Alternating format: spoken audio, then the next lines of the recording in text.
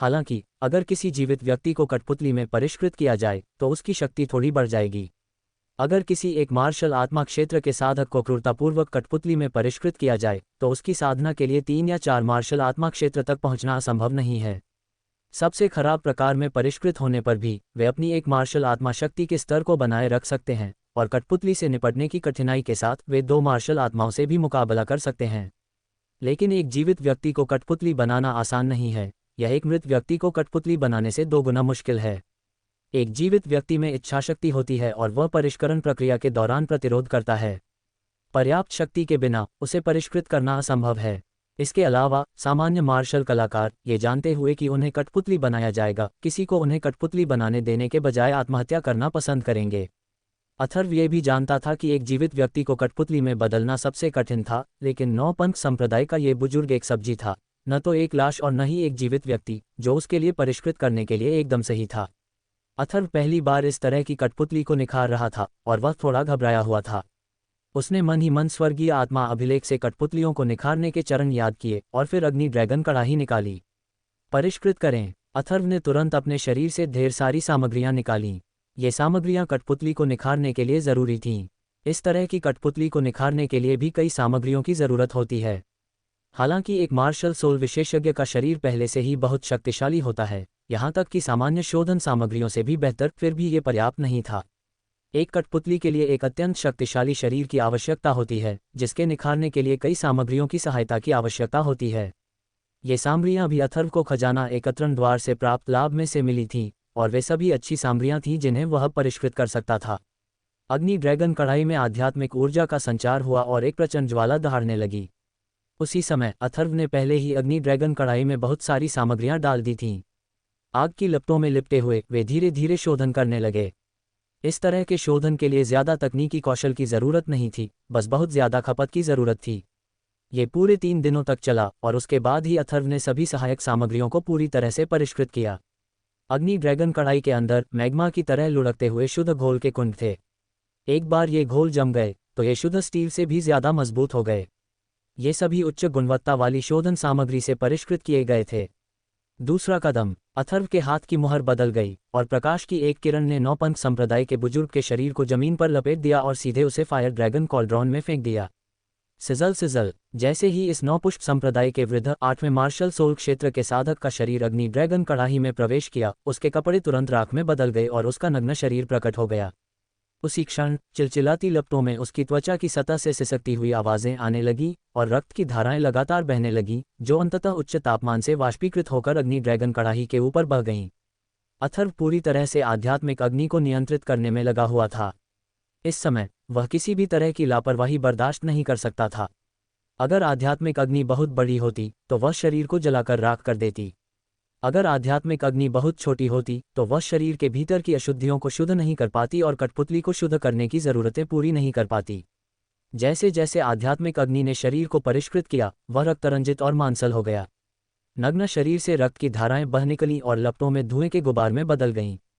इस शरीर का तंत्रिका तंत्र अभी मरा नहीं था, बल्कि लपटों में दर्द से छटपटा रहा था। अथर्व इस शरीर के हृदय को भी हल्का सा धड़कता हुआ देख सकता था, जो क्रूर और रक्तरंजित लग रहा था। इस वक्त अथर्व को किसी भी तरह की क्रूरता या खून खराबे का एहसास नहीं हुआ। अगर उसकी ताकत काफ़ी न होती तो उसकी और दूसरे पक्ष की किस्मत पलट जाती। सब कुछ ताकत से तय होता है, ताकतवर कमज़ोर पर हमला करता है और यही होता है। इसमें न तो क्रूरता है और न ही क्रूरता। जब लोग मुर्गियों या मछलियों को मारते हैं तो वह क्रूरता कैसे नहीं है? ये बस नज़रिए की बात है।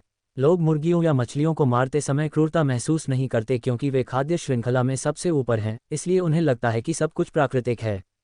अगर लोग बड़े जंगली जानवरों को दूसरे छोटे जंगली जानवरों को खाते हुए देखें तो वे कहेंगे कि जंगली जानवर क्रूर हैं, लेकिन वे कल्पना भी नहीं कर सकते कि वे खुद उन जंगली जानवरों से कहीं ज़्यादा क्रूर हैं।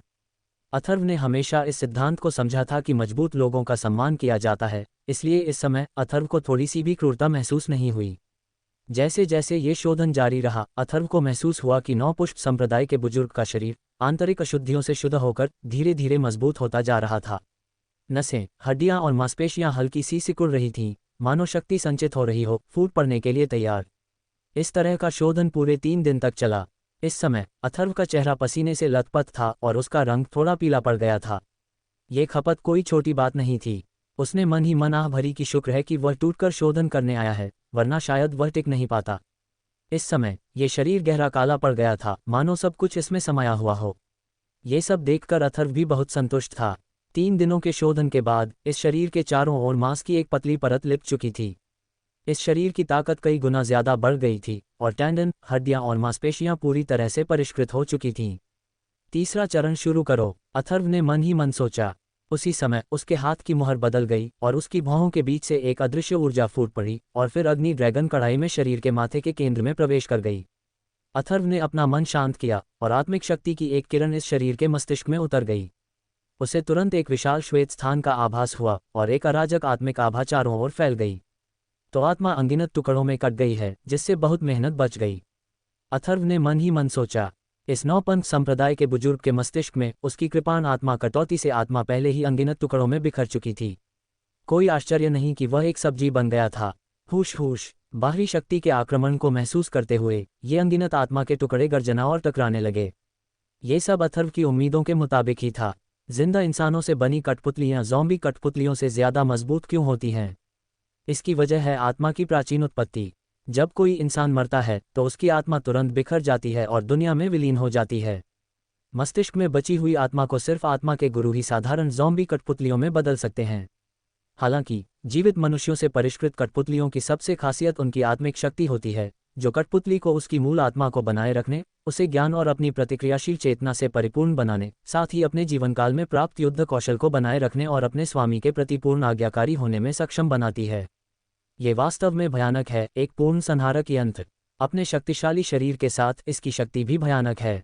अथर्व की आत्मा शक्ति की किरण तुरंत फैल गई और टूटे हुए आत्मा के टुकड़ों को कसकर लपेट लिया।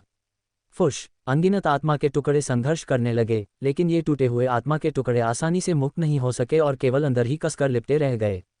परिष्कृत करें। इस क्षण अथर्व के हाथ की मुहर फिर बदल गई। अग्नि ड्रैगन कढ़ाई के अंदर एक आध्यात्मिक अग्नि शरीर के मस्तिष्क में घुस गई, बवंडर की तरह गर्जना करती हुई, और तुरंत ही भीतर के इन आत्मा के टुकड़ों को परिष्कृत कर दिया। हुश हुश इन टूटे हुए आत्मा के टुकड़ों ने सहज रूप से भय और दहशत महसूस की और वापस झुंड में आ गए, लेकिन आध्यात्मिक आग भड़क उठी और सभी आत्मा के टुकड़े पूरी तरह से उसके भीतर समा गए और कुछ ही समय में पूरी तरह से परिष्कृत हो गए। इस क्षण ये परिष्कृत आत्मा के टुकड़े धुएं के गुबार में बदल गए। अथर्व की आत्मिक शक्ति की किरण तुरंत उनमें विलीन हो गई और अंततः शरीर के मस्तिष्क की गहराई में प्रवेश कर गई। कठपुतली गुप्त तकनीक मेरे लिए संक्षिप्त करें। इस क्षण अथर्व की आंखें चौड़ी हो गईं और उसकी आंखों से एक तेज रोशनी निकली। जैसे ही उसके हाथ की मुहर बदली, उसने देखा कि अग्नि ड्रैगन कढ़ाई में घोल उबल रहा था और फिर सीधे शरीर पर डाला जा रहा था। सिजल सिजल गर्म घोल शरीर पर डाला गया, जिससे सिसकती हुई आवाजें आई और झुलसाने वाला तापमान तुरंत फिर से बढ़ गया। सिर से पैर तक शरीर झुलसाने वाले गर्म घोल में लिपटा हुआ था और पूरे शरीर की नसें, हड्डियां और मांसपेशियां तेज गर्मी में लगातार ऐंठ रही थीं। घोल शरीर के चारों ओर लिपट गया और तुरंत ही अजीब सी बहती रोशनी की लकीरों के साथ फैल गया। इस समय अथर्व का चेहरा बेहद पीला पड़ गया था, लेकिन फिर भी उसने रहस्यमयी रोशनी में बदलती हुई हाथ की मुहरों की लकीरें शरीर में भेज दीं। समय धीरे धीरे बीतता गया।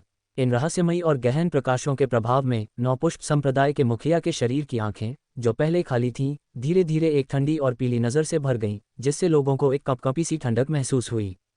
इस समय जैसे ही घोल डाला गया, शरीर भी गहरे हरे रंग में बदल गया, एक ठंडी धात्विक चमक के साथ। मेरे लिए इकट्ठा हो जाओ, अथर्व जोर से चिल्लाया और आखिरी मुहर लगाए। उसी समय प्रकाश की एक विशाल चमकदार धारा कठपुतली में प्रवेश कर गई। हुश हुश उसी समय कठपुतली के चारों ओर का आभामंडल अचानक उमड़ पड़ा, मानो उसने कोई उत्तेजक पदार्थ ले लिया हो। एक प्रचंड आभामंडल उमड़ पड़ा और अग्नि ड्रैगन कड़ाही के अंदर की आध्यात्मिक अग्नि भी कांप उठी और बुझने ही वाली थी। वहां एक भयानक आभामंडल था और अथर्व इतने करीब होने के कारण एक अत्यंत दमनकारी शक्ति का भी अनुभव कर रहा था। यह आभामंडल पूरी तरह ऊपर तक चढ़ गया, मानो किसी निर्जन क्षेत्र में प्रवेश कर गया हो। एक ही झटके में एक प्रचंड शक्ति गर्जना के साथ बाहर निकली और अथर्व को प्रतिरोध करने के लिए तुरंत अपनी साधना को प्रसारित करना पड़ा। टकराना। गुफा के गुप्त कक्ष में एक धीमी सी आवाज के साथ एक राजसी आभा तेजी से उठी और एक अदृश्य वायु प्रवाह तुरंत गुफा के गुप्त कक्ष में गर्जना करने लगा। मेरी ताकत बढ़ गई है। ये सब देखकर अथर्व खुशी से फूला नहीं समा रहा था। जिस कठपुतली को उसने अभी अभी निखारा था, उसकी ताकत और भी बढ़ गई थी। आभा को स्थिर होने में काफी समय लगा। इस समय गहरे हरे रंग की कठपुतली के शरीर पर एक चिकनी चमक थी और उसके पूरे शरीर में विस्फोटक शक्ति समाहित थी। मालिक। तभी ये गहरे हरे रंग की कठपुतली अथर्व की ओर उछली और ठंडी भावहीन आवाज निकाली। इसकी आंखें खाली होने के बावजूद उनमें से हल्की रोशनी की झलकें निकलती थीं, जो इसे सामान्य कठपुतलियों से अलग बनाती थीं। अथर्व ने उस कठपुतली को देखा जिसे उसने अपने सामने परिष्कृत किया था। यद्यपि इसे एक ज़ोंबी कठपुतली माना जा सकता है, लेकिन इसका स्तर सामान्य ज़ोंबी कठपुतलियों की तुलना में बहुत अधिक था। इस कठपुतली में अभी भी मूल नौपंख द्वार बुजुर्ग की उपस्थिति बरकरार थी, लेकिन इसकी त्वचा अब धातु की एक मोटी परत थी। हालांकि मूल चेहरे की विशेषताओं को अभी भी स्पष्ट रूप से पहचाना जा सकता था। तुम मेरी पहली कठपुतली हो। अब से तुम्हें कठपुतली एक कहा जाएगा, अथर्व ने कठपुतली की कठोर धातु की त्वचा को सहलाते हुए कहा। हाँ गुरुजी, कठपुतली के मुंह से फिर ठंडी आवाज आए। कठपुतली को देखकर अथर्व अधिक से अधिक संतुष्ट हो गया। ये कठपुतली उन साधारण कठपुतलियों की तरह नहीं थी जिनमें बुद्धिमत्ता की कमी होती है, जैसे वेयरवुल्फ कठपुतली या आयरन वल्चर, जिन पर हमला करने के लिए नियंत्रण की आवश्यकता होती है। कठपुतली एक अब केवल एक विचार से ही आक्रमण कर सकता था, तथा वह अपने पूर्व युद्ध कौशल का भी उपयोग कर सकता था। इसकी सरल बुद्धि और अत्यंत मजबूत कठपुतली शरीर के साथ इसकी ताकत बिल्कुल आश्चर्यजनक थी। अथर्व ने कठपुतली एक की जांच की। मूल नौपंथ द्वार बुजुर्ग 8वें स्तर के मार्शल आत्मा के साधना स्तर तक पहुंच गया था और उसने अभी अभी एक सफलता हासिल की थी। कठपुतली के स्तर के आधार पर अनुमान लगाया जाए तो उसे चौथे स्तर के शिखर तक पहुंचना चाहिए था, जो कि 9वें स्तर के मार्शल सोल की शक्ति के बराबर था। अपने शक्तिशाली शरीर को जोड़कर कठपुतली की ताकत संभवतः इससे भी अधिक थी, और यह प्रथम स्तर के मार्शल जनरल के खिलाफ लड़ने की शक्ति के बिना नहीं थी। नौपंथ द्वार, इस बार आपका बहुत बहुत धन्यवाद। ये सचमुच एक शानदार उपहार है। अथर्व ने अपने होठों को भींचते हुए मुस्कुराया। एक शीर्ष चतुर्थ स्तर की कठपुतली जो प्रथम स्तर के मार्शल जनरल के खिलाफ लड़ने में सक्षम थी, निस्संदेह नौपंथ द्वार के बराबर थी, जो उसे एक वफादार प्रथम स्तर के मार्शल जनरल विशेषज्ञ प्रदान करती थी। यह उपहार हल्का नहीं था। चौथे स्तर की इस सर्वोच्च कठपुतली को परिष्कृत करने से खुश होने के साथ साथ अथर्व को यह भी पता था कि यह पूरी तरह से उसकी अपनी ताकत पर आधारित नहीं था। यदि मूल नौपंथ द्वार बुजुर्ग अभी भी जीवित होते तो उन्हें कठपुतली में बदलना बिल्कुल असंभव होता। ये सब इसलिए था क्योंकि नौपंथ द्वार का बुजुर्ग एक सब्जी बन गया था और उसकी आत्मा की शक्ति उसी स्तर के साधकों की तुलना में अधिक मजबूत थी, जिसने उसे इसे परिष्कृत करने की अनुमति दी। अन्यथा अपनी वर्तमान ताकत के साथ एक मध्य तीसरे स्तर की कठपुतली को परिष्कृत करने में सक्षम होना काफी अच्छा होता। अब वह एक पूर्ण स्तर से भी अधिक उन्नत हो चुका था। प्राप्त करें। अथर्व ने कठपुतली एक को अपने स्थानिक वलय में डाल दिया। कठपुतली एक के साथ निस्संदेह उसके पास एक अतिरिक्त प्रथम स्तर मार्शल जनरल अंगरक्षक था और भविष्य में बाहर जाते समय उसे अधिक आत्मविश्वास मिलेगा। चलो पहले आराम करें और स्वस्थ हो जाएं। अथर्व तुरंत फिर से स्पिरिट जेड बिस्तर पर पालथी मारकर बैठ गया। शोधन प्रक्रिया के दौरान खपत अत्यंत भयावह थी। इस प्रक्रिया के दौरान उसने 3 स्तरीय अमृत का सेवन किया, जिसकी कीमत हजारों स्वर्ण मुद्राओं के बराबर थी, जिससे अथर्व का दिल टूट गया। कठपुतलियों को परिष्कृत करने में असाधारण मात्रा में धन खर्च होता है, लेकिन एक को सफलतापूर्वक परिष्कृत करना निश्चित रूप से सार्थक था। सुधार की अवस्था में प्रवेश करते हुए अथर्व का शरीर तुरंत एक अदृश्य पारदर्शी आभा से आच्छादित हो गया। इन दिनों जो उपभोग किया गया वह सच्ची क्यूई नहीं थी, बल्कि आध्यात्मिक ऊर्जा थी। इन दिनों में उसकी सच्ची क्यूई का अधिक उपभोग नहीं हुआ था। 3 दिन बाद गुफा का गुप्त कक्ष खुल गया और अथर्व बाहर आ गया। उसका चेहरा गुलाबी हो गया था और उसकी चोटें ठीक हो गई थीं। जैसे ही वह गुफा के गुप्त कक्ष से बाहर निकला, लिटिल ड्रैगन अथर्व के पास आया और उससे स्नेहपूर्वक रगड़ने लगा। अपने निवास पर लौटने के बाद आत्मा पीछा करने वाले विश्व मास्टर सत्यजीत ने महसूस किया कि अथर्व की आभा फिर से मजबूत हो गई है, जिससे उन्हें आश्चर्य हुआ, लेकिन वह पहले से ही अथर्व द्वारा आश्चर्यचकित होने के आदी थे। इसके बाद अथर्व ने गौरव को एक महत्वपूर्ण चर्चा के लिए मुख्य हॉल में सभी शिष्यों को इकट्ठा करने को कहा। उड़ती आत्मा गेट के मुख्य हॉल में अथर्व सबसे आगे बैठे थे और 4 बुजुर्ग यशोद, उदित, श्री सीता और हरपन नीचे बैठे थे। इस समय एल्डर श्री सीता और हरपन पहले ही तीसरे स्तर की मार्शल आत्मा के साधना स्तर पर पहुंच चुके थे, क्योंकि उन्होंने हाल ही में एकांतवास के दौरान सफलताएं हासिल की थीं। जहां तक जीत कुमार का सवाल है, वह अभी भी एकांतवास में है। अनुमान है कि वह सफलता के कगार पर है।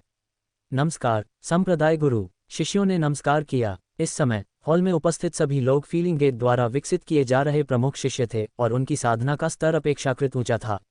बड़े हो, पंथ कस्बे में अब क्या स्थिति है? अथर्व ने पूछा। संप्रदाय गुरु, पंथ कस्बे में हमने अभी तक कोई शिष्य नहीं रखा है, जिससे 9 पंथ द्वार के लोग अनियंत्रित हो रहे हैं। यशोद ने कहा, हमने सभी दुकानों को सूचित कर दिया है कि 9 पंथ द्वार के लोगों द्वारा परेशानी पैदा करने से पहले कर पूरी तरह माफ कर दिया गया है।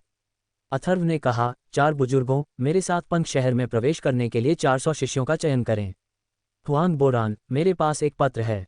आप अब से 3 दिन बाद समय पर फीलिंग गेट से प्रस्थान करेंगे और शीघ्र ही घोस्ट मार्शल सेक्ट की यात्रा करेंगे। इसे भूत मार्शल संप्रदाय के बुजुर्ग को दे दो और उसे बताओ कि यह भूत मार्शल संप्रदाय के गुरु के लिए है। फिर तुरंत वापस लौटें। अगर कोई तुमसे कुछ पूछे तो कह दो कि तुम्हें नहीं पता। बोलने के बाद अथर्व ने एक लिखित पत्र निकाला और उसे हुआंग बोरान को सौंप दिया।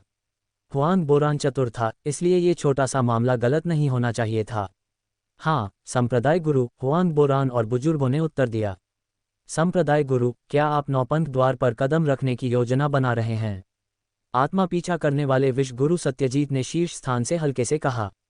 हाँ, इस बार मुझे चीज़ों की देखरेख के लिए एल्डर सत्यजीत की आवश्यकता होगी। हम एक ही झटके में नौपंथ द्वार को नष्ट कर देंगे, अथर्व ने कहा। उसकी आंखों से हत्या के इरादे का संकेत फैल रहा था। तो फिर आप भूत मार्शल संप्रदाय को पत्र क्यों भेज रहे हैं? आत्मा पीछा करने वाले विश्व गुरु सत्यजीत ने हैरान होकर पूछा। हे, अथर्व ने हंसते हुए कहा, हमने नौपंथ द्वार को नष्ट कर दिया है और हमें भूत मार्शल संप्रदाय को चुप कराने की जरूरत है। नौपंथ द्वार आखिरकार भूत मार्शल संप्रदाय की एक बाहरी शक्ति है। यदि हम बिना कारण नौपंथ द्वार को नष्ट कर देंगे तो घोस्ट मार्शल संप्रदाय का चेहरा खराब हो जाएगा। अपनी प्रतिष्ठा बचाने के लिए भूत मार्शल संप्रदाय अनिवार्य रूप से स्पष्टीकरण मांगने आएगा। लेकिन यदि हम पहले भूत मार्शल संप्रदाय को चुप करा दें तो वे केवल आंखें मूंद लेंगे। हम पहले हमला करेंगे और बाद में रिपोर्ट करेंगे और वे हमारा कुछ नहीं बिगाड़ पाएंगे। इसके अलावा इस बार यह नौपंथ द्वार था जिसने मुझे सबसे पहले उकसाया। तुमने पत्र में क्या लिखा है? आत्मा पीछा करने वाले विश्वमास्टर सत्यजीत एक पल के लिए स्तब्ध रह गए, फिर मुस्कुराए। कुछ खास नहीं, बस इतना कि पिछली बार घोस्ट मार्शल सेक्ट से लौटने के बाद नौपंथ द्वार के एक बुजुर्ग के हमले में मैं गंभीर रूप से घायल हो गया था। मेरे फीलिंग गेट के महान बुजुर्ग इतने क्रोधित थे कि उन्होंने फीलिंग गेट के शिष्यों को सीधे नौपंथ द्वार को नष्ट करने के लिए प्रेरित किया और मैं उन्हें रोक नहीं सका। इसलिए मैंने भूत मार्शल संप्रदाय को आने और मध्यस्थता करने के लिए कहा ताकि महान बुजुर्ग को शांत करने में मदद मिल सके, अथर्व ने एक धूर्त मुस्कान के साथ कहा। अगर हम नौपंथ द्वार को नष्ट करना चाहते हैं और भूत मार्शल संप्रदाय हस्तक्षेप करता है तो मुझे डर है कि हमारी ताकत इसे नष्ट करने के लिए पर्याप्त नहीं होगी। आत्मा पीछा करने वाले जहर मास्टर सत्यजीत ने कहा, आश्चर्यचकित होकर, यह नहीं जानते हुए कि इस बार अथर्व के दिमाग में क्या साजिश या योजना थी। इस समय अन्य 4 बुजुर्ग भी बहुत उलझन में थे। ये संप्रदाय गुरु का चरित्र नहीं था। नौपंथ द्वार को नष्ट करना और यहाँ तक कि पहले भूत मार्शल संप्रदाय को सूचित करना, फिर इसे नष्ट करना मुश्किल होगा। एल्डर सत्यजीत, मैं हुआंग बोरान को 3 दिन बाद ही भूत मार्शल संप्रदाय की ओर शीघ्रता से यात्रा करा रहा हूँ। भूत मार्शल संप्रदाय तक पहुँचने में कम से कम 5 दिन लगेंगे और अब से 8 दिन बाद मैंने दूरी की गणना कर ली है। पूरी गति से यात्रा करने पर नौपंथ टाउन से नौपंथ द्वार तक पहुँचने में केवल 3 दिन लगते हैं। यहाँ से नौपंथ टाउन तक जाने में केवल आधा दिन लगता है। जब तक भूत मार्शल संप्रदाय को पता चलेगा तब तक नौपंथ द्वार पहले ही गायब हो चुका होगा। अथर्व चालाकी से मुस्कुराया। यदि वह नौपंथ द्वार को नष्ट करना चाहता था तो वह घोस्ट मार्शल सेक्ट को इसे रोकने के लिए पर्याप्त समय कैसे दे सकता था? अच्छा लड़का, आत्मा का पीछा करने वाले विश्वमास्टर सत्यजीत तुरंत मुस्कुराए और वहां मौजूद अन्य लोग भी ठंड महसूस करने से खुद को नहीं रोक सके। ये युवा संप्रदाय गुरु सचमुच काफी चालाक था। बड़े डोंग, आपकी ताकत कैसी है? अथर्व ने पूछा। नौपंथ द्वार में सबसे शक्तिशाली गेट मास्टर मुनकुंद रॉय हैं, जिनका साधना स्तर 5वें स्तर का मार्शल जनरल है, और वहाँ एक बुजुर्ग भी हैं जिनका साधना स्तर पहले स्तर का मार्शल जनरल है। 5वें स्तर के मार्शल जनरल के बारे में चिंता करने लायक नहीं है। आप आराम कर सकते हैं, आश्वासन दिया। इस दौरान मेरी चोटें 60 से 70% तक ठीक हो गई हैं। मार्शल कमांडर से नीचे के किसी भी व्यक्ति को मारना आसान है, आत्मा पीछा करने वाले विश्वमास्टर सत्यजीत ने कहा। अपनी ताकत के साथ वह स्वाभाविक रूप से कुछ मार्शल जनरलों को अपनी नज़रों में नहीं रखेगा।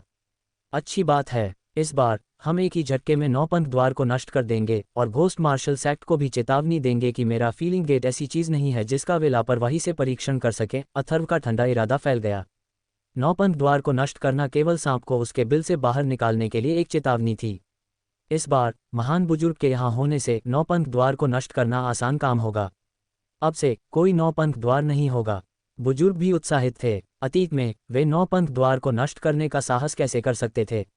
वे उनसे छिपते थे। फीलिंग गेट में शामिल होने के बाद सब कुछ बदलने लगा। नौपंथ द्वार को नष्ट करने के बाद सभी मूल्यवान चीजें वापस ले आओ, समझे? अथर्व ने हॉल में सभी शिष्यों की ओर देखा और कहा, हाँ संप्रदाय गुरु। सभी शिष्यों ने ऊंची आवाज में उत्तर दिया। इस समय उनमें से प्रत्येक उत्साहित था।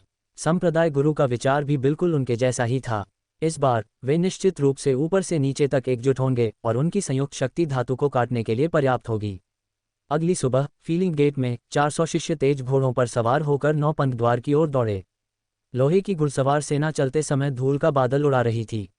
रास्ते में कई लोगों ने अनुमान लगाया कि उड़ती आत्मा गेट इतनी बड़ी संरचना के साथ क्या करने जा रहा है। फीलिंग गेट से नौपंथ द्वार तक घोड़े द्वारा पूरी गति से यात्रा करने में 4 दिन से भी कम समय लगेगा। इस समय अथर्व ने एल्डर्स हरपन, श्री सीता और उदित को टीम का नेतृत्व सीधे नौपंथ द्वार तक करने के लिए कहा, जबकि यशोद ने 50 शिष्यों को पहले नौपंथ टाउन के बाहर इंतजार करने के लिए ले लिया। अथर्व ने स्वयं पहले नौपंथ टाउन जाने की योजना बनाई। नौपंथ टाउन में नौपंथ द्वार के अनुयायियों को भी बाहर निकाला जाना चाहिए। स्काईविंग स्नोलान के साथ वह संभवतः फीलिंग गेट के शिष्यों से पहले नौपंथ द्वार पर पहुंच जाएगा। 400 उड़ती आत्मा गेट शिष्यों को धूल के बादल में दूर जाते देख अथर्व की भौहें थोड़ी ढीली पड़ गईं। इस बार वह निश्चित रूप से एक ही झटके में नौपंथ द्वार को नष्ट कर देगा। भाई, मैं भी जाना चाहती हूँ। आप, गुरु और बहन शिनकी सब जा रहे हैं। मैं अकेली बहुत बोर हो जाऊंगी।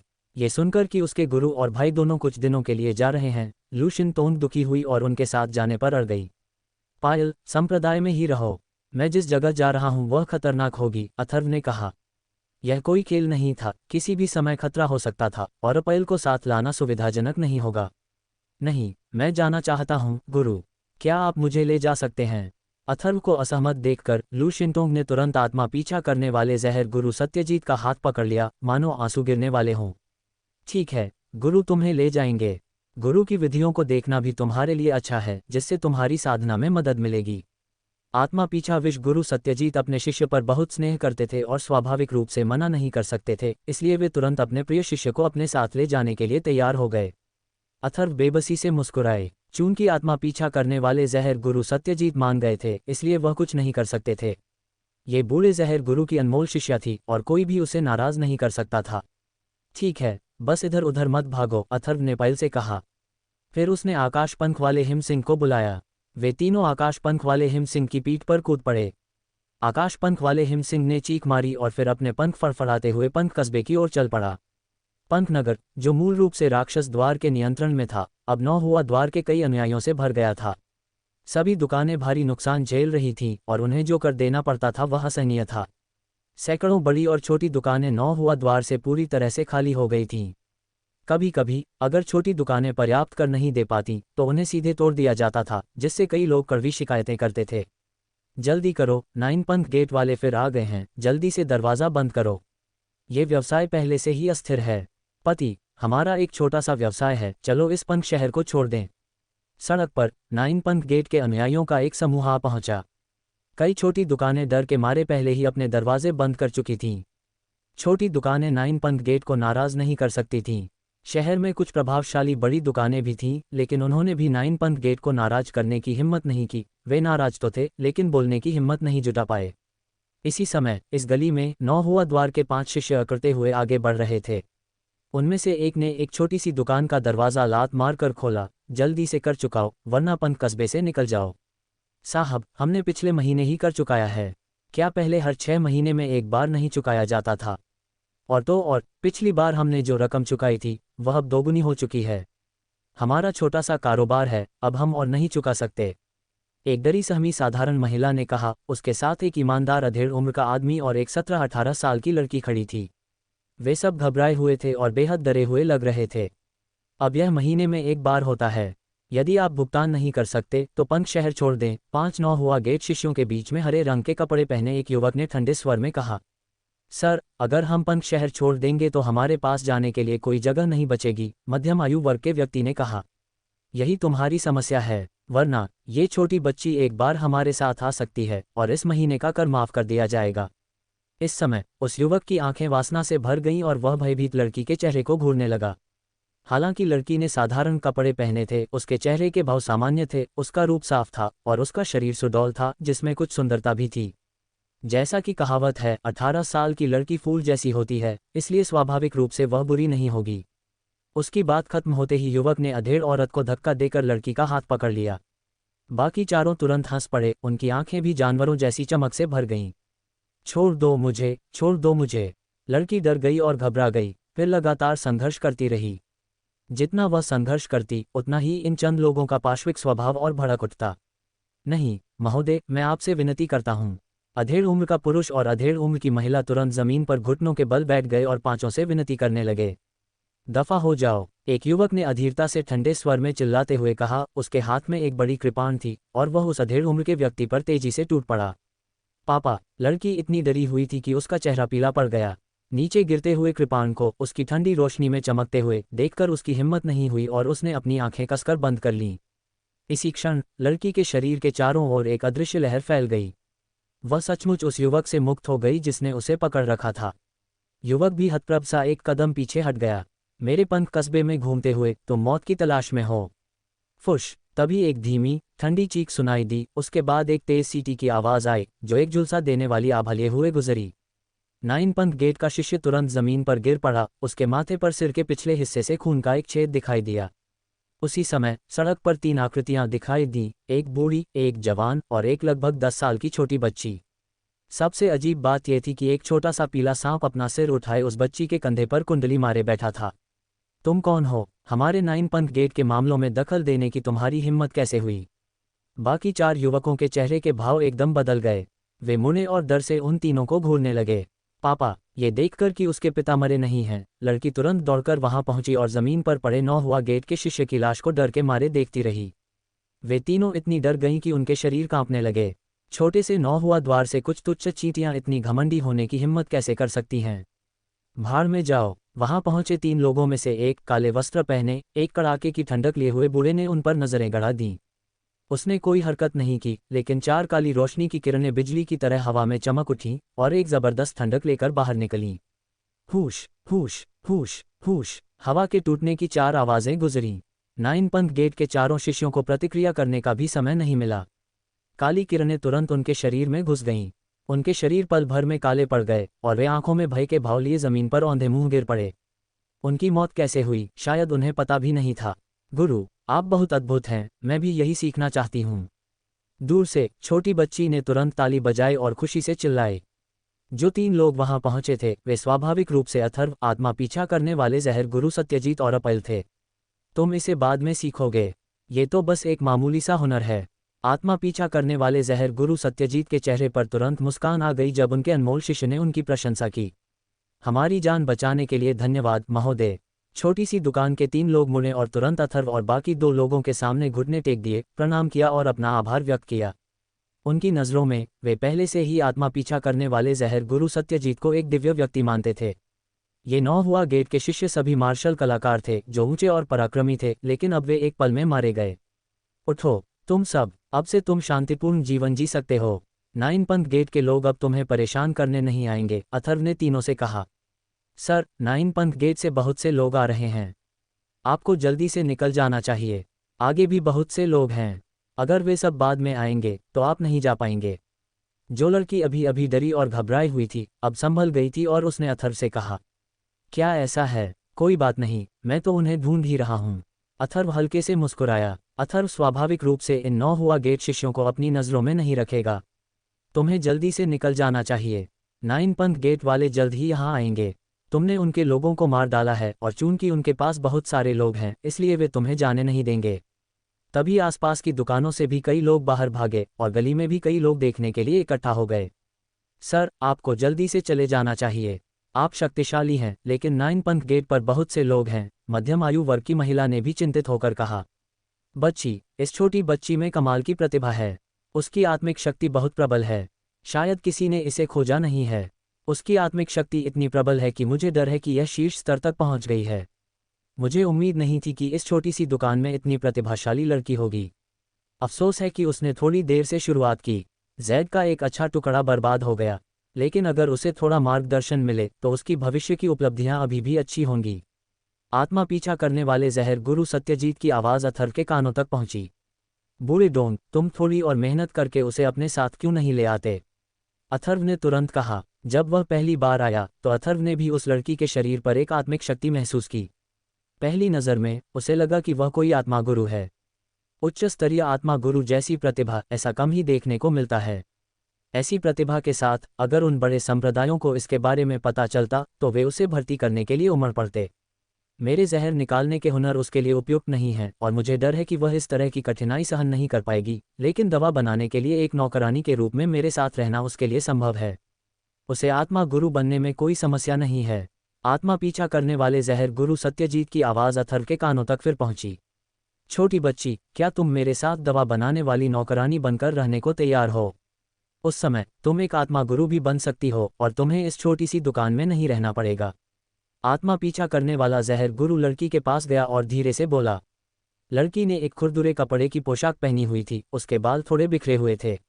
आत्मा पीछा करने वाले जहर गुरु सत्यजीत की बातें सुनकर वह एक पल के लिए स्तब्ध और सोच में डूब गई। थोड़ी देर बाद उसकी खोई हुई आंखों में चेतना की एक झलक लौट आई और उसने धीरे से, कुछ घबराहट और डर के साथ कहा, सर, क्या आप कह रहे हैं कि मैं एक आत्मा गुरु बन सकती हूँ? इन साधारण लोगों की नज़र में आत्मा गुरु ऊंचे और शक्तिशाली व्यक्ति थे। यहाँ तक कि सबसे निचले स्तर के आत्मा प्रशिक्षु भी उन्हें आदर देने के लिए पर्याप्त थे। आसपास के लोग और लड़की के माता पिता भी इस पल को देखकर स्तब्ध रह गए। यह अप्रत्याशित घटना कोई छोटी मोटी नहीं थी। एक आत्मा गुरु बनना एक बड़ी घटना थी जो आसानी से हासिल नहीं हो सकती थी। हाँ, अगर आप तैयार हैं तो आप मेरे साथ रह सकते हैं, आत्मा पीछा करने वाले जहर मास्टर सत्यजीत ने हल्के से कहा। तैयार हूँ, बिल्कुल तैयार हूँ। इस समय लड़की के माता पिता ने प्रतिक्रिया दी। उन्होंने लड़की को खींचा और आत्मा पीछा करने वाले जहर गुरु सत्यजीत के पास फिर से घुटनों के बल बैठकर कहा, शुक्रिया महोदय, शुक्रिया महोदय। उन आम लोगों के लिए एक आत्मा गुरु बनना निस्संदेह गहरे पहाड़ों से उड़ते हुए सुनहरे फीनिक्स पक्षी जैसा था। वे इसके लिए तैयार कैसे नहीं हो सकते थे? साहब, मैं तैयार हूँ, दासी या दासी दोनों ही ठीक हैं। लड़की भी तुरंत उत्साहित हो गई। आत्मा गुरु बनने से उसके माता पिता को अब दूसरों द्वारा तंग नहीं किया जाएगा और उनका परिवार अब से एक अच्छी जिंदगी जी सकेगा। चलने के लिए तैयार। सड़क पर लोहे के खुरों की आवाज़ अचानक गूंज उठी और धूल का गुबार उठने लगा। कुल मिलाकर 50 सवार थे, जिससे कई लोग मुंह घुमाकर देखने लगे। ऐसा लगता है कि ये उड़ने वाली आत्मा संप्रदाय के लोग हैं। मैंने इन्हें पहले भी देखा है। यह उड़ती आत्मा संप्रदाय से एल्डहू है। 50 आकृतियां तेजी से आगे बढ़ीं और फिर भीड़ के पास रुक गईं। ये यशोद और उड़ती आत्मा संप्रदाय के बाकी 50 अनुयायी ही थे जो दौड़कर वहां पहुंचे थे। नमस्कार संप्रदाय गुरु, महान बुजुर्ग। उड़ती आत्मा संप्रदाय के शिष्य घोड़ों से उतरे और तुरंत अथर्व और आत्मा का पीछा करने वाले विश्व राजा सत्यजीत के पास गए और आदरपूर्वक झुके। उठो, अथर्व ने धीरे से कहा। आकाश पंख वाले हिम सिंह के साथ, हालांकि वह देर से निकला था, वह पंख कस्बे में पहले ही पहुंच गया था और अभी अभी कस्बे का चक्कर लगाया था। तो ये युवक वास्तव में उड़ती आत्मा संप्रदाय का संप्रदाय गुरु है। आसपास के कई दर्शक दंग रह गए। कोई आश्चर्य नहीं कि उसने 9 फूलों वाले संप्रदाय के किसी व्यक्ति को मारने की हिम्मत की। पता चला कि उड़ती आत्मा संप्रदाय के लोग वहां पहुंच गए थे। हरे वस्त्र पहने ये युवक और काले वस्त्र पहने वह बूढ़ा उड़ती आत्मा संप्रदाय के संप्रदाय गुरु और महान बुजुर्ग थे। तुम्हारा नाम क्या है? अथर्व फिर मोटे कपड़े पहने लड़की के पास गया और पूछा। सर, मेरा नाम जीविका है। लड़की अथर्व की आंखों में सीधे देखने की हिम्मत नहीं जुटा पाई और धीमी आवाज में बोली। उसके आसपास की अदृश्य आभा के कारण वह उसे सीधे नहीं देख पा रही थी। हालांकि अपनी आंखों के कोने से वह अथर्व को देख रही थी। ये युवक लगभग उसकी ही उम्र का लग रहा था, फिर भी वह उड़ती आत्मा संप्रदाय का संप्रदाय गुरु था, जिसने उसे तुरंत उत्सुकता से भर दिया। बड़े हो, अब से इस दुकान से मिलने वाला कर पूरी तरह से माफ कर दिया जाएगा। मामला निपट जाने के बाद जीविका को उड़नशील आत्मा संप्रदाय में ले जाए। अब से जीविका बड़े बुजुर्ग का औषधीय सेवक और मेरे उड़नशील आत्मा संप्रदाय का प्रत्यक्ष शिष्य भी होगा। अथर्व ने पीछे मुड़कर यशोद से कहा। हाँ, संप्रदाय गुरु। यशोद ने भी थोड़ा आश्चर्यचकित होकर उत्तर दिया। 50 शिष्यों का समूह भी बहुत आश्चर्यचकित था।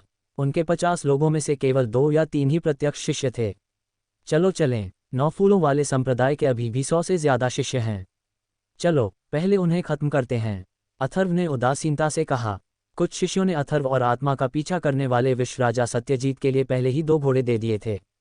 तुरंत सभी अपने घोड़ों पर सवार होकर सड़क पर गायब हो गए।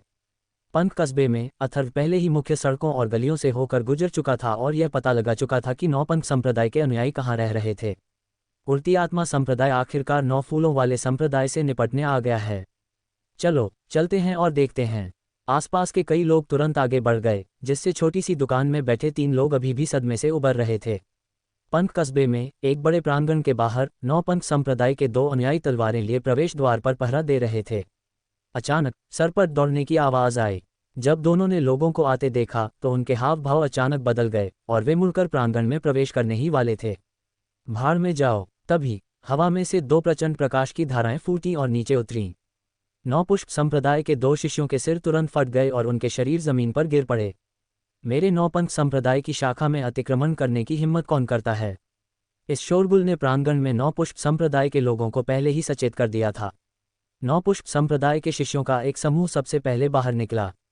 उनका नेतृत्व करने वाले व्यक्ति का आभामंडल बहुत शक्तिशाली था और उसकी साधना का स्तर चतुर्थ स्तर की मार्शल आत्मा तक पहुंच गया था। उसके पीछे कुछ शिष्य मार्शल गुरु स्तर के थे, जबकि अन्य का साधना स्तर 8वें या 7वें स्तर का मार्शल सैनिक था। मजाक है, ये हमारे उड़नशील आत्मा संप्रदाय का क्षेत्र है। ये तुम्हारा कब हो गया, 9 पंथ संप्रदाय? अथर्व ने व्यंग्य किया। उड़नशील आत्मा संप्रदाय के 50 शिष्य पहले ही आंगन के सामने रुक चुके थे। ये सुनकर कि वे लोग उड़नशील आत्मा संप्रदाय से हैं, उस व्यक्ति के चेहरे पर एक हल्कापन आ गया और उसने अहंकार से कहा, तो आप उड़नशील आत्मा संप्रदाय से हैं? ये स्थान आपके उड़नशील आत्मा संप्रदाय के नज़दीक नहीं है। हमारे संप्रदाय गुरु ने कहा है कि अब से इस पंथ शहर का प्रबंधन आपकी ओर से हमारे 9 पंथ संप्रदाय द्वारा किया जाएगा। आपको जल्दी से यहाँ से चले जाना चाहिए, वरना मुझे अशिष्ट होने का दोष मत दीजिए। हा। जैसे ही ये शब्द बोले गए, अथर्व, यशोद और अन्य लोग हंस पड़े। आत्मा का पीछा करने वाले जहर राजा सत्यजीत की अभिव्यक्ति ठंडी हो गई और उसने तुरंत अथर्व से कहा, ऐसी चींटियों से बात करना वास्तव में समय की बर्बादी है। बस उन्हें सीधे मार डालो, तो मैं एल्डर सत्यजीत को परेशान करूंगा। अथर्व ने उदासीनता से कहा। जैसे ही उसकी आवाज़ भारी हुई, उसने तुरंत कहा, एल्डर सत्यजीत, बस उनमें से आधे से निपट लो, बाकी शिष्यों को संभालने दो। अथर्व स्वाभाविक रूप से जानता था कि आत्मा का पीछा करने वाले जहर राजा सत्यजीत की जहर की तकनीकों से इन 100 से ज़्यादा लोगों को मारना उतना ही आसान होगा जितना कि हाथ फेरना। हालांकि ऐसा करने से उड़ती आत्मा संप्रदाय के शिष्यों को प्रशिक्षण का अवसर गंवाना पड़ता। कोई बात नहीं। जैसे ही आत्मा का पीछा करने वाले विश्व राजा सत्यजीत की आवाज़ धीमी हुई, उसकी आकृति भूत जैसी अपने मूल स्थान से गायब हो चुकी थी। तुरंत ही सामने खड़े 9 पंथ संप्रदाय के शिष्यों के समूह से पीड़ा भरी चीखें सुनाई दीं। एक दर्दनाक चीख सुनाई दी। उसी समय आत्मा का पीछा करने वाले जहर राजा सत्यजीत की ठंडी चीख भी सुनाई दी। ये चींटियों का झुंड है, भाड़ में जाओ, मार डालो। यशोद एक भयावह हंसी के साथ दहाड़ा। तुरंत उड़ती आत्मा संप्रदाय के सभी शिष्य सामने खड़े 9 पंथ संप्रदाय के शिष्यों पर टूट पड़े।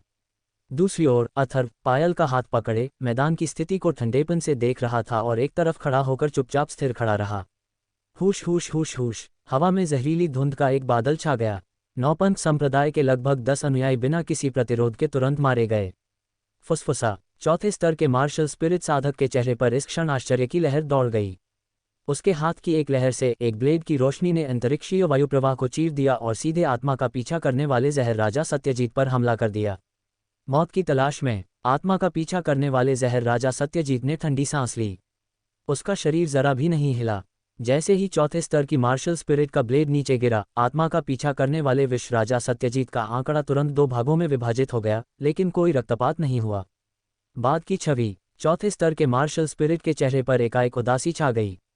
प्रतिद्वंद्वी की गति सचमुच उस स्तर तक पहुंच गई थी। उसके पीछे से एक ठंडी लहर तुरंत फैल गई। पीछे मुड़कर देखा तो प्रतिद्वंद्वी पहले ही उसके पीछे था। आत्मा का पीछा करने वाले जहर राजा सत्यजीत की आंखों से एक ठंडी रोशनी निकली। उसके हाथ की काली रोशनी एक हथेली के निशान में बदल गई और उस व्यक्ति पर बेरहमी से वार किया। हथेली का निशान उसके शरीर को नहीं छू पाया, लेकिन उस पर एक जबरदस्त शक्ति पहले ही बरस चुकी थी। मुंह में काला खून भर आया। इस चौथे स्तर की मार्शल स्पिरिट को आत्मा का पीछा करने वाले जहर राजा सत्यजीत ने एक ही बार में मार डाला। आसपास के 9 पंथ संप्रदाय के अनुयायी पूरी तरह से भयभीत हो गए। मर जाओ। आत्मा का पीछा करने वाले विश्व राजा सत्यजीत ने बिना रुके एक हाथ की मुहर बना ली। उसके हाथों से दर्जनों काली रोशनियां निकलीं, जिनमें एक प्रचंड आभा थी। ये दर्जनों काली रोशनियां अविश्वसनीय रूप से प्रचंड गति से 9 पंथ संप्रदाय के दर्जनों अनुयायियों की ओर तुरंत गिरी और बिना चूके उन पर वार किया। बैंग बैंग बैंग, वे दर्जनों लोग तुरंत फट गए और मर गए। आत्मा का पीछा करने वाले विश्व राजा सत्यजीत के हाथों ये पूरी तरह से कत्लेआम था, बिना किसी प्रतिरोध के कत्लेआम। इस समय 9 पंथ संप्रदाय के सभी लोग भय से भर गए। वे भागना चाहते थे, लेकिन उड़ती आत्मा संप्रदाय के अनुयायियों ने रास्ता रोक रखा था, इसलिए वे केवल प्रतिरोध करने की पूरी कोशिश कर सकते थे। कुछ देर तक लड़ाई की आवाज़ें उठती गिरती रहीं। मरना, बैंग बैंग। आत्मा का पीछा करने वाले जहर राजा सत्यजीत ने फिर से दर्जनों काली बत्तियां जलाईं और 9 पंथ संप्रदाय के 30 से ज्यादा शिष्य मारे गए। उड़ती आत्मा संप्रदाय के शिष्य, जो 9 पंथ संप्रदाय के शिष्यों से लड़ रहे थे, अपने विरोधियों को विस्फोट से मरते देखकर तुरंत चकित रह गए। ठीक है, उनमें से आधे का निपटारा हो गया। काले वस्त्र पहने एक आकृति अथर्व के पास उतरी। वह आत्मा का पीछा करने वाला विष राजा सत्यजीत था। कुछ ही चालों में आत्मा का पीछा करने वाले विष राजा सत्यजीत ने कम से कम 70 लोगों को मार डाला था। उसकी ताकत वाकई भयानक स्तर पर पहुंच गई थी। अथर्व को भी आश्चर्य हुआ। इस बूढ़े जहर गुरु को उड़ती आत्मा संप्रदाय में आमंत्रित करना वाकई एक बुद्धिमानी भरा फैसला था। गुरुजी कितने अद्भुत हैं, बड़े भाई से भी ज्यादा शक्तिशाली लगते हैं, पायल ने आश्चर्य से कहा। अपने छोटे से दिल में वह पहले तो सिर्फ अपने बड़े भाई को ही सबसे शक्तिशाली समझती थी। इस पल उसे लग रहा था कि उसके गुरु उसके बड़े भाई से भी ज्यादा शक्तिशाली हैं। तुम अच्छी साधना करते हो, बहुत जल्द तुम भविष्य में गुरु से भी ज्यादा शक्तिशाली हो जाओगे। आत्मा का पीछा करने वाले विश्व राजा सत्यजीत ने अपने प्रिय शिष्य को स्नेह से देखा। बड़े डोंग शिंटोंग पर नजर रखना। अथर्व की आवाज धीमी होते ही वह अपनी मूल जगह से गायब हो चुका था। अथर्व की नजरों में वह इस समय दूर खड़े 9 फूलों वाले संप्रदाय के एक छठे स्तर के मार्शल गुरु पर केंद्रित था। मर जाओ। 9वें स्तर के एक मार्शल सैनिक ने अथर्व का रास्ता रोक लिया।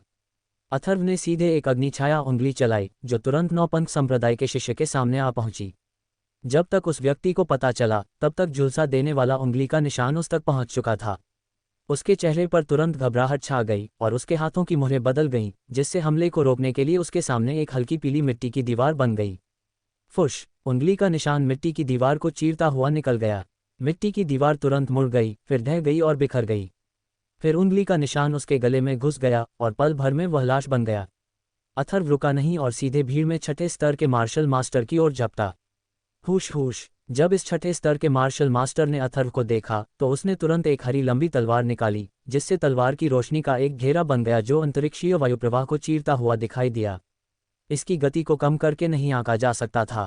छठे स्तर के मार्शल गुरु, बिल्कुल सही। अथर्व मंद मंद मुस्कुराया। उसकी सच्ची क्यूई कंपनित हुई और उसने हाथ की मुहरें बना लीं। अथर्व ने अपनी 10 उंगलियां फैलाईं और उन्हें बार बार हिलाया। अचानक अथर्व के हाथों से 10 जलती हुई रोशनियां प्रकट हुईं। 10 जलती हुई अग्निछाया उंगलियां हवा में फैल गईं। उंगलियों के निशान अंतरिक्ष में फैल गए और जहां भी वे गुजरी हवा चटकती और फूटती और हवा का प्रवाह लहरदार हो गया। अथर्व की गति देखकर उस व्यक्ति के हाव भाव तुरंत नाटकीय रूप से बदल गए। बिना किसी हिचकिचाहट के उसके हाथ में तलवार की रोशनी तुरंत सघन होकर उसके सामने नाचने लगी। उसका शरीर तुरंत तेजी से पीछे हट गया। Bang bang! दोनों शक्तियां आपस में टकराईं। हवा संकुचित हुई और तुरंत विस्फोट हो गया। आसपास की ऊर्जा बाहर की ओर बह गई। पास के 9 पुष्प संप्रदाय और उड़ती आत्मा संप्रदाय के अनुयायी भी प्रभावित हुए, उनके शरीर सीधे उड़ गए। उसी समय अथर्व अपनी वायु विशेषता की सहायता से आश्चर्यजनक गति से आगे बढ़ा। हालांकि प्रतिद्वंद्वी छठे स्तर का मार्शल मास्टर था, अथर्व ने उसे ज्यादा गंभीरता से नहीं लिया। जैसे ही नौपंथ संप्रदाय के छठे स्तर के मार्शल गुरु तेजी से पीछे हटे, उन्होंने अचानक प्रतिद्वंद्वी के शरीर को फिर से अपनी ओर दौड़ते देखा, जिससे वह और भी घबरा गए। उन्होंने तेजी से हाथ की मुहरें बनाईं। उसी समय आसपास की जमीन से अनगिनत टूटे हुए पत्थर उड़कर ऊपर आ गए। जमीन फट गई और आगे बढ़ते हुए अथर्व ने प्रचंड और सघन पृथ्वी गुण आभा को महसूस किया। एक क्षण में टूटे हुए पत्थरों का एक समूह रेत के तूफान की तरह अथर्व की ओर बढ़ चला। उग्र समुद्री दहाड़! गुस्से में समुद्र की दहाड़! अथर्व ने ठंडी सांस ली। उसके हाथों की मुहरें बदल गईं। ट्रू क्यू कांप उठा मानो हवा को चीरने वाला हो। नीली रोशनी चारों ओर फैल गई, जो तुरंत पानी के गर्जन वाले कोहरे में बदल गई। पानी की धुंध तुरंत ही एक विशाल जल प्रवाह भंवर में बदल गई, मानो कोई बवंडर हो जो शून्य को मोड़ रहा हो और भयंकर रूप से ऊपर की ओर टकरा रहा हो। Bang bang! जैसे ही सेनाएं आपस में मिलीं, धरती हिला देने वाले धमाके तुरंत गूंज उठे। आसपास की जमीन पर लंबी लंबी दरारें पड़ गईं और हिंसक सेनाएं आपस में जोरदार टक्करें करने लगीं। छठे स्तर के मार्शल मास्टर का शरीर सीधे उड़ गया, ताज़ा खून की एक धारा फूट पड़ी और फिर वह दर्जनों मीटर दूर जाकर गिर पड़ा। प्रचंड ऊर्जा के बीच अथर्व की आकृति उछल पड़ी। उसके हाथ में मिट्टी जैसी पीली रोशनी की एक धारा तुरंत उस व्यक्ति के चारों ओर फैल गई। उसकी आकृति सीधे आंगन के पीछे चली गई। एक खाली कमरे में अचानक घुसकर अथर्व ने यिन यांग स्पिरिट मार्शल आर्ट तकनीक की भक्षण शक्ति का इस्तेमाल किया। एक पल में उसने उस व्यक्ति की सारी सच्ची ची निगल ली। एक छठे स्तर के मार्शल मास्टर की सच्ची ची अथर्व अब भी अवशोषित कर सकता था। तुरंत एक स्पिरिट फायर प्रकट हुआ, जिसने छठे स्तर के मार्शल मास्टर के शरीर को जलाकर राख कर दिया। पुनः प्रकट होने के बाद अथर्व इत्मीनान से आत्मा पीछा करने वाले विश्व गुरु सत्यजीत के पास पहुंचा। इस समय भीषण युद्ध भी अपने अंत के करीब था। जियुहुआ संप्रदाय के कुछ अनुयायी बच निकले, लेकिन वे ज्यादा दूर नहीं जा पाए और आत्मा पीछा करने वाले विश्व गुरु सत्यजीत द्वारा मारे गए। इस समय जमीन लाशों से पटी हुई थी। उड़ती आत्मा संप्रदाय की गति के सामने जिह्वा संप्रदाय के अनुयायी पहले थोड़े ज्यादा मजबूत थे, लेकिन आत्मा का पीछा करने वाले जहर गुरु सत्यजीत ने उन्हें मार डाला। गति के दबाव के साथ वे तुरंत गिर पड़े और बस मारे जाने के लिए बचे। अब पूरा दृश्य कत्लेआम में बदल गया था। जिह्वा संप्रदाय के शिष्यों में जरा भी प्रतिरोध करने की हिम्मत नहीं थी। उड़ती आत्मा संप्रदाय के शिष्य और भी ज्यादा खून के प्यासे हो गए और वे बिना किसी रोक टोक के हत्या करने लगे। ये दृश्य, जहां उस समय बहुत से लोग दूर से इकट्ठा हुए थे, उन्हें विस्मय से विस्मित कर गया। उड़ती आत्मा संप्रदाय के लोग, जैसा कि अफवाहों में कहा गया था, बेहद निर्दयी थे। चीखें लगातार गूंजती रहीं जब तक कि जिह्वा संप्रदाय का अंतिम शिष्य भी मारा नहीं गया। सफाई करो, एक भी मत छोड़ना। उड़ती आत्मा संप्रदाय के अनुयायियों ने तुरंत सावधानीपूर्वक जांच की। साथ ही लाशों पर लगे सभी कीमती सामान जब्त कर लिए गए। ये पुष्टि करने के बाद कि वहां कोई जीवित व्यक्ति नहीं है, यशोद ने कई भंडारण बैग लिए और उन्हें अथर्व को सौंपते हुए पूछा, संप्रदाय गुरु, हमें इन लाशों से कैसे निपटना चाहिए? अथर्व ने घटनास्थल का जायजा लिया। उस समय जिह्वा संप्रदाय के 120 से 30 शिष्य मारे जा चुके थे। उड़नशील आत्मा संप्रदाय के शिष्यों में भी 1 दर्जन से ज्यादा मामूली रूप से घायल, कई गंभीर रूप से घायल और कई मारे गए थे। उनका भाव भंग हो गया और फिर उन्होंने कहा, इन शवों को 3 दिन के लिए शहर के बाहर रख दो। सबको बता दो कि यह मेरे उड़नशील आत्मा संप्रदाय को भड़काने का नतीजा है। हाँ, संप्रदाय गुरु, यशोद ने उत्तर दिया। बूढ़े डोंग, चलो 2 दिन और रुकते हैं। तब तक हम एल्डर श्री सीता और अन्य लोगों से मिल लेंगे। अथर्व ने आत्मा का पीछा करने वाले जहर मास्टर सत्यजीत से कहा। आप ही तय करें, आत्मा का पीछा करने वाले जहर गुरु सत्यजीत ने बिना किसी आपत्ति के हल्के से कहा। आकाश पंख वाले हिम सिंह के साथ वे उड़ते हुए आत्मा संप्रदाय के सदस्यों को पकड़ पाएंगे जो जिह्वा संप्रदाय की ओर जा रहे थे। आधे घंटे बाद एक साफ आंगन में आत्मा का पीछा करने वाले विश्व मास्टर सत्यजीत को यह बताने के बाद कि वह एकांत में जा रहा है, अथर्व ने कमरे में प्रवेश किया और साधना शुरू कर दी। ये सुनकर कि अथर्व अगले 2 दिनों के लिए एकांतवास में जा रहा है, आत्मा पीछा करने वाले जहर गुरु सत्यजीत बेचैन हो उठे। ये बच्चा तो बस साधना का दीवाना था। हर कुछ दिनों में एकांतवास में जाने से कोई आश्चर्य नहीं कि उसकी ताकत इतनी तेजी से बढ़ गई। बिस्तर पर पालथी मारकर बैठे, हाथों की मुहर बनाते हुए अथर्व ने जल्दी से अपने शरीर के भीतर सच्ची की हुई ऊर्जा को परिष्कृत करना शुरू कर दिया, जिसे उसने अभी अभी ग्रहण किया था। जैसे ही उन्होंने इसे परिष्कृत किया, यह विशाल सच्ची की हुई ऊर्जा तुरंत शुद्ध सच्ची की हुई में परिवर्तित हो गई और अथर्व के शरीर में उसकी मेरिडियन के माध्यम से प्रवाहित हुई। केवल एक क्षण के बाद अथर्व की आभा तेजी से चढ़ने लगी और उसके दानतिजीविकाई सागर में सच्ची की हुई भी संतृप्त अवस्था में पहुंच गई। शक्ति के स्तर के संदर्भ में भूत मार्शल संप्रदाय के 3 तत्व 5 संयोजन सरणी में 3 तत्व विशेषता स्वर्ग और पृथ्वी ऊर्जा की मदद से अथर्व पहले से ही 5वें स्तर के मार्शल मास्टर के शिखर तक पहुंच गया था और अंत में इसे तोड़ने से रोकने के लिए इसे बलपूर्वक दबा दिया। इस समय सच्ची की हुई ऊर्जा के इस विशाल उछाल को परिष्कृत करते हुए केवल 1 घंटे के बाद अथर्व ने एक सफलता के संकेत महसूस किए। इस समय अथर्व के शरीर के भीतर एक विशाल आभा तेजी से ऊपर की ओर उठने लगी। डेंटियन क्यू सागर में बाहरी क्यूई के निरंतर संचार के कारण क्यूई विस्तार के बिंदु पर पहुंच गई थी। मेरिडियन के भीतर क्यूई फैल रही थी और फैल रही थी, जिससे दर्द के झटके लग रहे थे। हालांकि इस दर्द ने अथर्व को अवर्णनीय आनंद का अनुभव कराया। उसके हाथों की मुहरें बदल गईं सफलता की तैयारी में और उसका आभामंडल भी और भी मजबूत होता गया। क्या ये बच्चा फिर से इस आभामंडल को तोड़ सकता है? आत्मा का पीछा करने वाले जहर गुरु सत्यजीत, जो आंगन में ही थे, उस कमरे को देख रहे थे जहां अथर्व इस समय मौजूद थे। उनके चेहरे पर ऐसा आश्चर्य था मानो उन्होंने कोई भूत देख लिया हो। वे स्वाभाविक रूप से अथर्व की आभा को महसूस कर सकते थे, जो इस समय भेदने की प्रक्रिया में थी। केवल 1 घंटे की साधना के बाद भेदना आत्मा का पीछा करने वाले जहर गुरु की मजबूत मानसिक स्थिति के बावजूद उन्हें आश्चर्यचकित किए बिना नहीं रह सका। कमरे में अथर्व एक गहरे पीले रंग की रोशनी में लिपटा हुआ था। उसकी आभा चरम सीमा पर पहुंच गई थी। मेरे लिए संपीड़ित करें, तोड़ें। अथर्व ने अपने दिल में एक धीमी चीख मारी। उसके शरीर के मेरिडियन के भीतर सच्ची क्यूई नीचे की ओर उमड़ पड़ी और सीधे डेंटियन क्यूई सागर में जा गिरी।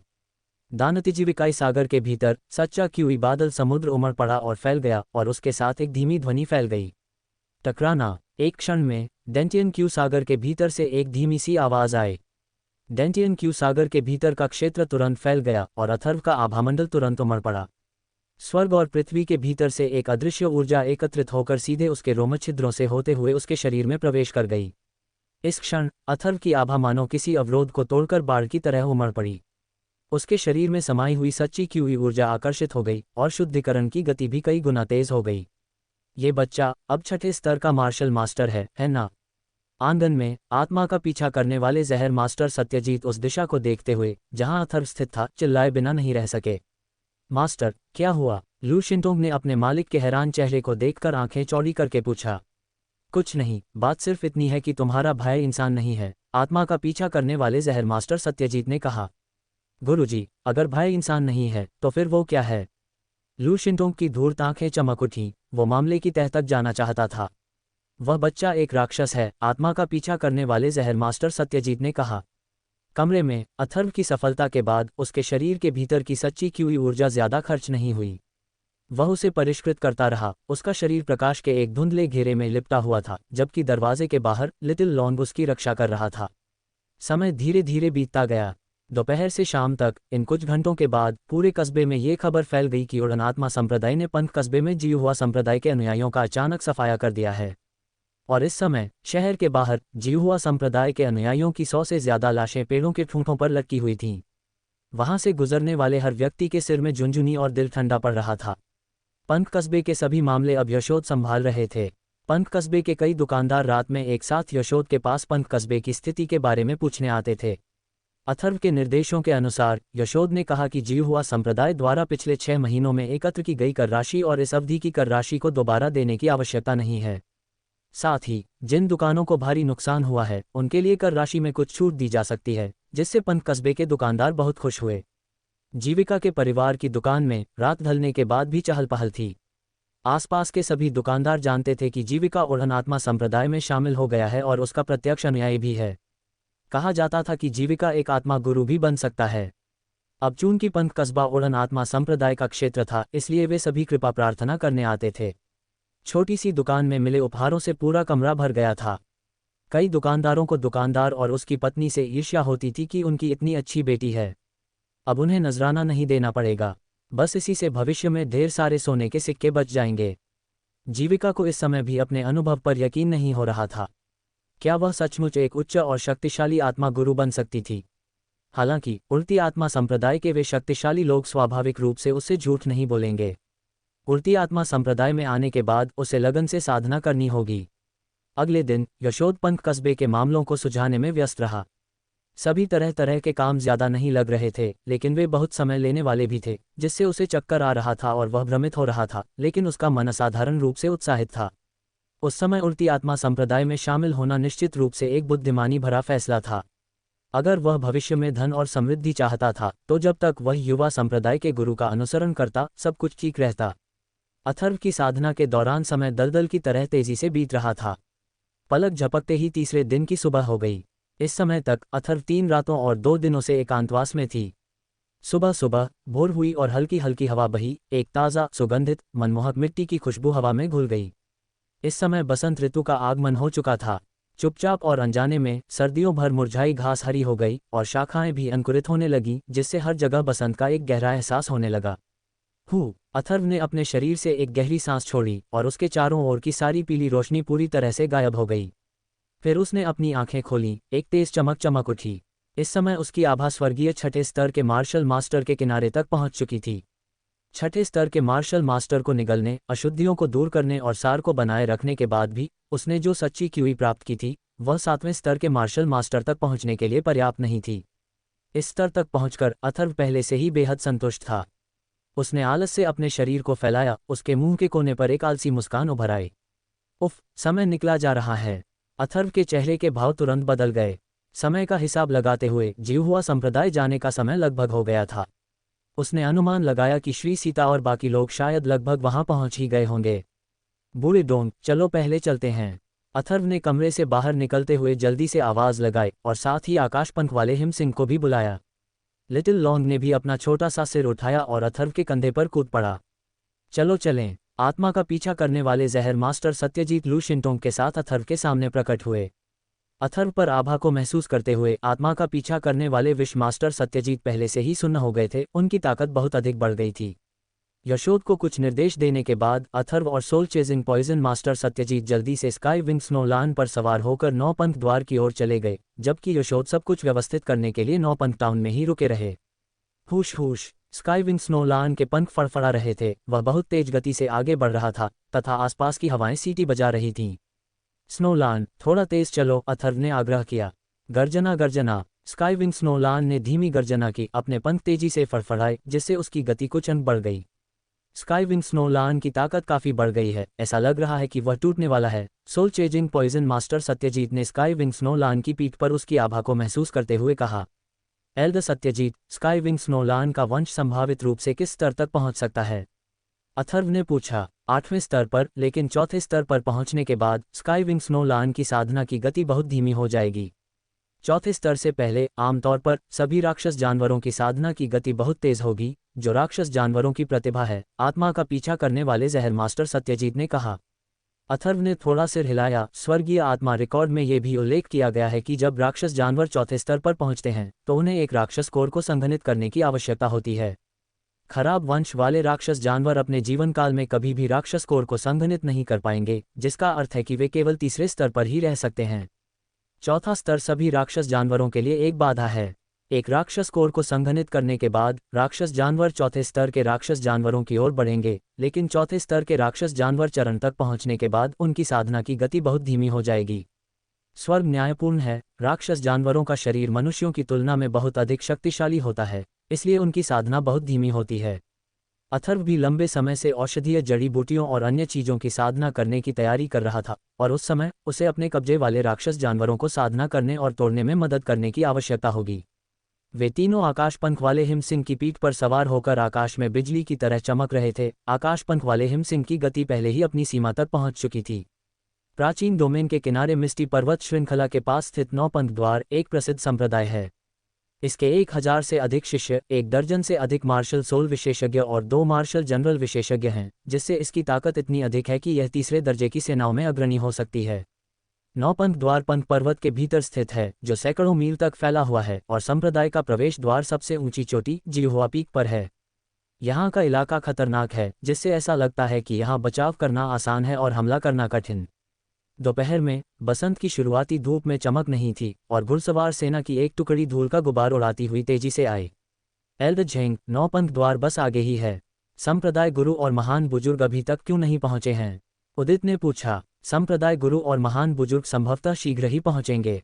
चलो पहले जल्दी से चलें, श्री सीता ने कहा। संप्रदाय के गुरु के पास उड़ने वाला राक्षस जानवर आकाशपंख वाला हिमसिंह है, इसलिए उनकी गति हमारी तुलना में बहुत तेज है। जी उठो। सभी ने अपने घोड़ों को दौड़ाया और भाग निकले। फ्लाइंग स्पिरिट गेट के शिष्यों का समूह उस समय थोड़ा घबराया हुआ था, लेकिन उससे भी अधिक उत्साहित था। कुछ ही देर बाद दूर एक विशाल पर्वत शिखर दिखाई दिया। ये 9 पंख द्वार था। संप्रदाय गुरु, बहुत समय हो गया है और एल्डरली अभी तक वापस नहीं आए हैं। कुछ हुआ क्या? 9 पंख द्वार के विशाल मुख्य हॉल में 1 दर्जन से अधिक बुजुर्ग मुनकुंद रॉय के साथ मामलों पर चर्चा कर रहे थे। एल्डरली के पास 8वें स्तर की मार्शल आत्मा की साधना है। एक साधारण मार्शल मास्टर से निपटना कोई समस्या नहीं होनी चाहिए, जब तक कि कुछ अप्रत्याशित न हो जाए। मुनकुंद रॉय की अभिव्यक्ति गंभीर थी। 8वें स्तर की मार्शल आत्मा को खोना 9 पंख द्वार के लिए एक बड़ा झटका था। 9 पंख द्वार में अब लगभग 1 दर्जन बुजुर्गों में से केवल 2 ही 8वें स्तर के मार्शल सोल हैं और एक 9वें स्तर का मार्शल सोल है। शेष लोग मार्शल सोल साधना के चौथे या 5वें स्तर पर हैं, और कुछ लोग मार्शल सोल साधना के पहले या दूसरे स्तर पर हैं। क्या ये हो सकता है कि भूत मार्शल संप्रदाय के लोगों ने हस्तक्षेप किया हो? एक नीले वस्त्रधारी बुजुर्ग ने डूबते हुए भाव से कहा। ऐसा नहीं होना चाहिए। मुझे डर है कि उन्हें अन्य अप्रत्याशित परिस्थितियों का सामना करना पड़ा होगा, मुनकुंद रॉय ने एक पल सोचने के बाद कहा। संप्रदाय गुरु, कुछ गड़बड़ है। सैकड़ों लोग हत्या के इरादे से हमारे 9 पंख द्वार की ओर बढ़ रहे हैं। 9 पंख द्वार के मुख्य हॉल में मुनकुंद रॉय संप्रदाय के एल्डरली के मामले पर चर्चा कर रहे थे, जब मार्शल मास्टर स्तर का एक शिष्य उन्मत्त होकर अंदर आया और बोला, कौन है वे कितनी दूर हैं? मुनकुंद रॉय की अभिव्यक्ति काफी बदल गई। संप्रदाय गुरु, मैं स्पष्ट रूप से नहीं देख पा रहा हूं कि वे कौन हैं। 9 पंख द्वार के शिष्य ने उत्तर दिया, वे अभी भी दर्जनों मील दूर हैं।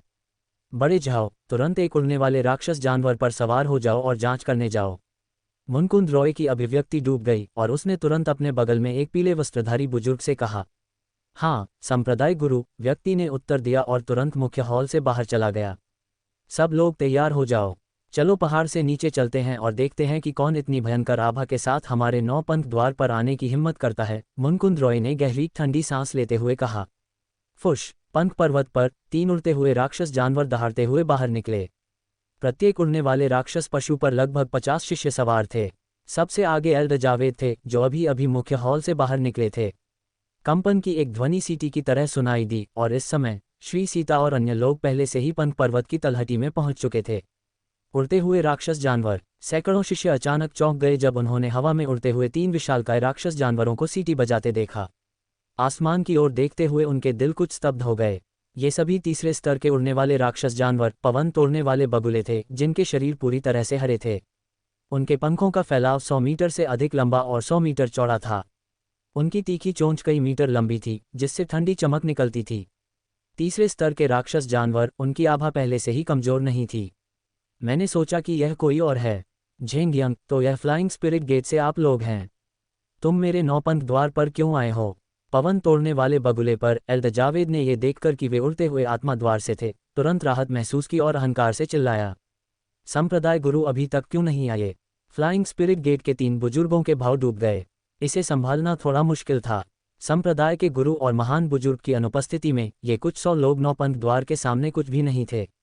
दूसरी ओर उड़ने वाले राक्षस जानवर थे, इसलिए वे बच भी नहीं सके। जाओ दाहू, आपके नौपंथ द्वार के बुजुर्ग ने हमारे संप्रदाय के गुरु पर घात लगाकर हमला किया। आज आपको हमारे फ्लाइंग स्पिरिट गेट को स्पष्टीकरण देना होगा। श्री सीता की अभिव्यक्ति कठोर हो गई और फिर उसने गहरी क्रोधित आवाज में कहा। एल्द जावेद की अभिव्यक्ति स्पष्ट रूप से बदल गई। वे अभी एल्दलेई के मामले पर बात कर रहे थे। ऐसा लग रहा था कि एल्दलेई के साथ कोई दुर्घटना हो गई थी। उन्होंने डूबते हुए भाव से कहा, बकवास। आप कहते हैं कि हमारे नौपंथ द्वार के बुजुर्ग ने आपके फ्लाइंग स्पिरिट गेट संप्रदाय के मास्टर पर घात लगाकर हमला किया, इसका सबूत कहाँ है? बकवास करना। हमारे नौपंथ द्वार को ऐसा करने की आवश्यकता नहीं है। आपके फ्लाइंग स्पिरिट गेट को नष्ट करने के लिए हम इसे खुले तौर पर और ईमानदारी से कर सकते हैं। श्री सीतादन रह गया। उसके पास वास्तव में कोई सबूत नहीं था। उसने केवल संप्रदाय प्रमुख को ये कहते सुना था। एक क्षण के लिए तो उसे समझ नहीं आया कि वह क्या जवाब दे। ठीक इसी समय दूर से अचानक एक ठंडी खर्राट आई, मेरे फ्लाइंग स्पिरिट गेट को नष्ट कर दो। क्या तुम नौपंथ द्वार के योग्य हो? यह आवाज सुनकर फ्लाइंग स्पिरिट गेट के शिष्य, जो पहले थोड़े अनिश्चित थे, तुरंत उत्साहित हो गए। स्वाभाविक रूप से वे इस आवाज को गलत नहीं समझेंगे। संप्रदाय के गुरु आ चुके थे। हुश हुश, हवा के तेज झोंके की आवाज आए और पलक झपकते ही प्रकाश की एक सफेद धारा प्रकट हो गई। एक क्षण में एक विशाल उड़ता हुआ राक्षस जानवर, जो पूरी तरह से बर्फ सफेद था, सभी के ऊपर चक्कर लगाने लगा। उस पर 3 आकृतियां खड़ी थीं। एक बूढ़ा और एक जवान व्यक्ति ठंडेपन से भरे हुए थे, जबकि बीच में एक छोटी लड़की अपनी बड़ी आंखें झपकाते हुए सामने की ओर देख रही थी। उसके कंधे पर एक छोटा पीला सांप लिपटा हुआ था। इस समय स्काईविंग स्नोलान की उपस्थिति के साथ नौपंथ द्वार में 3 पवन तोड़ने वाले बगुले तुरंत बेचैन हो गए। नमस्कार संप्रदाय गुरु। फ्लाइंग स्पिरिट गेट के शिष्य घोड़े से नहीं उतरे, बल्कि उन्होंने आदरपूर्वक सिर झुकाया। ये बच्चा मरा नहीं है। पवन तोड़ने वाले बगुले पर जब एल्द जावेद ने अथर्व को देखा तो उनकी अभिव्यक्ति में भारी परिवर्तन आ गया। वह उस समय घोस्ट मार्शल सेक्ट में मुनकुंद रॉय के साथ भी था, इसलिए उसने स्वाभाविक रूप से अथर्व को पहचान लिया। अथर्व, तुम छोटे उड़ते आत्मा द्वार, मेरे जीव हुआ द्वार पर अतिक्रमण करके तुम क्या चाहते हो? अथर्व को देखते हुए एल्द जावेद की अभिव्यक्ति डूब गई और उनकी नज़र अनायास ही आत्मा का पीछा करने वाले जहर मास्टर सत्यजीत पर पड़ गई। काले वस्त्र पहने इस वृद्ध व्यक्ति के चेहरे की आभा देखकर उसके पूरे शरीर में सिहरन-सी हो गई। हम यहाँ सिर्फ आपके नौपंथ द्वार को नष्ट करने के लिए आए हैं, अथर्व ने एक भयावह मुस्कान के साथ कहा। हा, नौपंथ द्वार को नष्ट करो, क्या मैंने सही सुना? सिर्फ तुम लोग? एल्द जावेद तुरंत हंस पड़े। नीचे 300 से अधिक फ्लाइंग स्पिरिट गेट शिष्यों को देखकर फ्लाइंग स्पिरिट गेट के ये लोग संख्या और ताकत दोनों के मामले में नौपंथ द्वार के सामने कुछ भी नहीं थे। एक छोटा सा नौपंथ द्वार, चींटियों का एक झुंड। मुझे लगता है कि आप जीने से थक गए हैं, आत्मा का पीछा करने वाले जहर मास्टर सत्यजीत ने एक हल्की ठंडी खर्राट के साथ कहा। एल्द जावेद ने soul chasing poison master Satyajit को देखा, उनकी आभा को महसूस किया और उनका चेहरा गुस्से से लाल हो गया, लेकिन दूसरे पक्ष की आभा को भांपते हुए उन्होंने कुछ भी कहने की हिम्मत नहीं की। इस व्यक्ति ने उसे अत्यधिक खतरे का एहसास कराया। लेकिन इस समय उसके बगल में मार्शल मास्टर स्तर का एक युवक, स्वर्ग और पृथ्वी की विशालता को न जानते हुए जोर से चिल्लाया, तुम क्या हो? आप ही हैं जो जीने से थक गए हैं। आपके छोटे से फ्लाइंग स्पिरिट गेट द्वारा हमारे नौपंथ द्वार का विरोध कैसे किया जा सकता है? जैसे ही मार्शल मास्टर युवक ने बोलना समाप्त किया, सबसे पहले एल्द जावेद का चेहरा काफी बदल गया। ये युवक कोई और नहीं बल्कि संप्रदाय गुरु का इकलौता पुत्र था। उन्होंने उत्साह देखने के लिए आने पर जोर दिया था, जिसके कारण उन्हें यहाँ लाया गया था। अपने सामने काले वस्त्र पहने बूढ़े व्यक्ति की आभा को महसूस करते हुए एल्द जावेद के दिल में भी कोई आत्मविश्वास नहीं था। वह संप्रदाय के गुरु और अन्य वरिष्ठों के आने का इंतजार कर रहा था। यदि उसे काले वस्त्र पहने बूढ़े व्यक्ति की आशंका न होती तो वह पहले ही कदम उठा चुका होता। जैसे ही एल्डर जावेद की अभिव्यक्ति बदल रही थी, आत्मा का पीछा करने वाले जहर मास्टर सत्यजीत को गुस्सा नहीं आया, बल्कि वह हंसे और मार्शल मास्टर युवक से व्यंग्यात्मक लहजे में कहा, नौपंथ द्वार के लोग वास्तव में स्वर्ग और पृथ्वी की विशालता को नहीं जानते हैं। ठीक है, मैं तुम्हें सबक सिखाऊंगा। जैसे ही आत्मा का पीछा करने वाले विश मास्टर सत्यजीत ने बोलना समाप्त किया, उनका शरीर स्थिर रहा, लेकिन एक अदृश्य स्थानिक उतार चढ़ाव तुरंत उनके चारों ओर फैल गया और एक ठंडी और अजीब आभा तुरंत फैल गई। ठीक इसी समय सामने पवन भंजक बगुले की पीठ पर मार्शल मास्टर युवक के चारों ओर अनगिनत घने काले तने अचानक हवा से फैल गए, सीधे उसे घेर लिया। युवा संप्रदाय गुरु, सावधान रहें। जबकि एल्डर जावेद की अभिव्यक्ति में भारी परिवर्तन आया, वह जानता था कि इस मार्शल मास्टर युवक ने एक मजबूत व्यक्ति को उकसाया था जिसे उसे उकसाना नहीं चाहिए था। उसके हाथ की मुहरें तुरंत बदल गईं और 2 अंगुलियों की रोशनी निकलकर प्रतान से मिल गई। हालांकि यह एल्डर जावेद मार्शल सोल साधना के केवल 7वें स्तर पर था। उसकी तुलना आत्मा भक्षक विष सेनापति सत्यजीत से कैसे की जा सकती थी। जैसे ही 2 अंगुलियों की किरणें बाहर निकलीं, वे अनगिनत काले प्रकाश तंतुओं द्वारा धुएं में बदल गईं और अंगुलियों के निशानों का काले प्रकाश तंतुओं पर कोई प्रभाव नहीं पड़ा। बिजली और गड़गड़ाहट की गति से तंतु तेजी से युवा मार्शल मास्टर को घेरने लगे। हुश हुश, अनगिनत काली रोशनी की किरणें उस युवक के चारों ओर फैल गईं, जिससे उसका चेहरा तुरंत ही पूरी तरह बदल गया। ये काले प्रकाश के स्पर्शक सीधे उसके शरीर में घुस गए। बैंग बैंग, लगभग उसी समय एक हल्का विस्फोट हुआ और युवक का शरीर तुरंत फट गया तथा हवा में केवल काले रक्त का एक धब्बा तैरता रह गया। विस्फोट की ताकत इतनी बढ़ गई कि खून का धुंध बिखर गया। पास में ही नौपंथ संप्रदाय के 1 दर्जन से अधिक अनुयायी रक्त की धुंध से भीग गए और उनके कपड़े तुरंत खराब हो गए, उनकी त्वचा सड़ने लगी। दयनीय चीखों और विलापों की एक श्रृंखला उठ खड़ी हुई। नौपंथ संप्रदाय के ये शिष्य तुरंत बार बार चिल्लाए और फिर पवन भंजक बगुले से गिर पड़े। एल्डर जावेद ने तुरंत अपने सामने एक सुरक्षात्मक अवरोध खड़ा कर दिया और इस प्रकार आपदा से बच गए। हालांकि उनकी अभिव्यक्ति अत्यधिक आतंकित थी। वह अपने आप से बुदबुदाया, आत्मा गुरु, आत्मा गुरु। हुश हुश, दूर 9 फूल पर्वत की तलहटी में आकृतियों का एक समूह तेजी से आगे बढ़ रहा था। इस समय नौपंथ संप्रदाय के लोग आ गए थे। मेरे 9 पुष्प संप्रदाय में कौन दुस्साहपूर्वक कार्य करने का साहस करता है? एक चीख सुनाई दी और तुरंत ही नीचे के दृश्य में 1 दर्जन से अधिक आकृतियां दिखाई देने लगीं। नौपंथ संप्रदाय के गुरु मुनकुंद रॉय और संप्रदाय के बुजुर्ग लोग दौड़कर वहां पहुंचे थे। मुनकुंद रॉय, हम फिर मिलेंगे, अथर्व ने नौपंथ संप्रदाय के लोगों को देखते हुए हल्के से कहा। 2 मार्शल जनरल, 1 दर्जन से अधिक मार्शल आत्माएं और दूरी पर 9 फूल पर्वत पर अभी भी कई 100 शिष्य एक शक्तिशाली जुलूस के साथ आ रहे थे। ये समग्र शक्ति उड़नशील आत्मा संप्रदाय से थोड़ी सी भी अधिक मजबूत नहीं थी। मुनकुंद रॉय, ये तुम हो, बदमाश। मुनकुंद रॉय और अन्य लोग ऊपर स्काईविंग स्नो लान की पीठ पर अथर्व को देख रहे थे। अपने सामने 300 से अधिक उड़नशील आत्मा संप्रदाय के शिष्यों को देखने के बाद उन्होंने अचानक अपने सामने खून की धुंध का एक धब्बा देखा। उनके चेहरे के भाव बदल गए जब उन्होंने पूछा, यहाँ क्या हुआ? संप्रदाय गुरु, युवा संप्रदाय गुरु की हत्या कर दी गई है, एल्डर जावेद ने कहा। क्या? मुनकुंद रॉय तुरंत ही एक लकड़ी के मुर्गे की तरह स्तब्ध रह गया, जो वहीं जम गया। काफी देर बाद उसके माथे पर नसें उभर आईं और उसका चेहरा क्रोध की चरम सीमा पर पहुंच गया। वह चिल्लाया, ये किसने किया? मैंने किया, आत्मा भक्षी विश कमांडर, सत्यजीत ने हल्के से कहा। चाहे तुम कोई भी हो, मैं अपने बेटे के लिए तुम्हें अपनी जान देकर भी इसकी कीमत चुकाने को मजबूर करूंगी। मुनकुंद रॉय ने आत्मा भक्षी विश कमांडर सत्यजीत से हत्या के इरादे से कहा।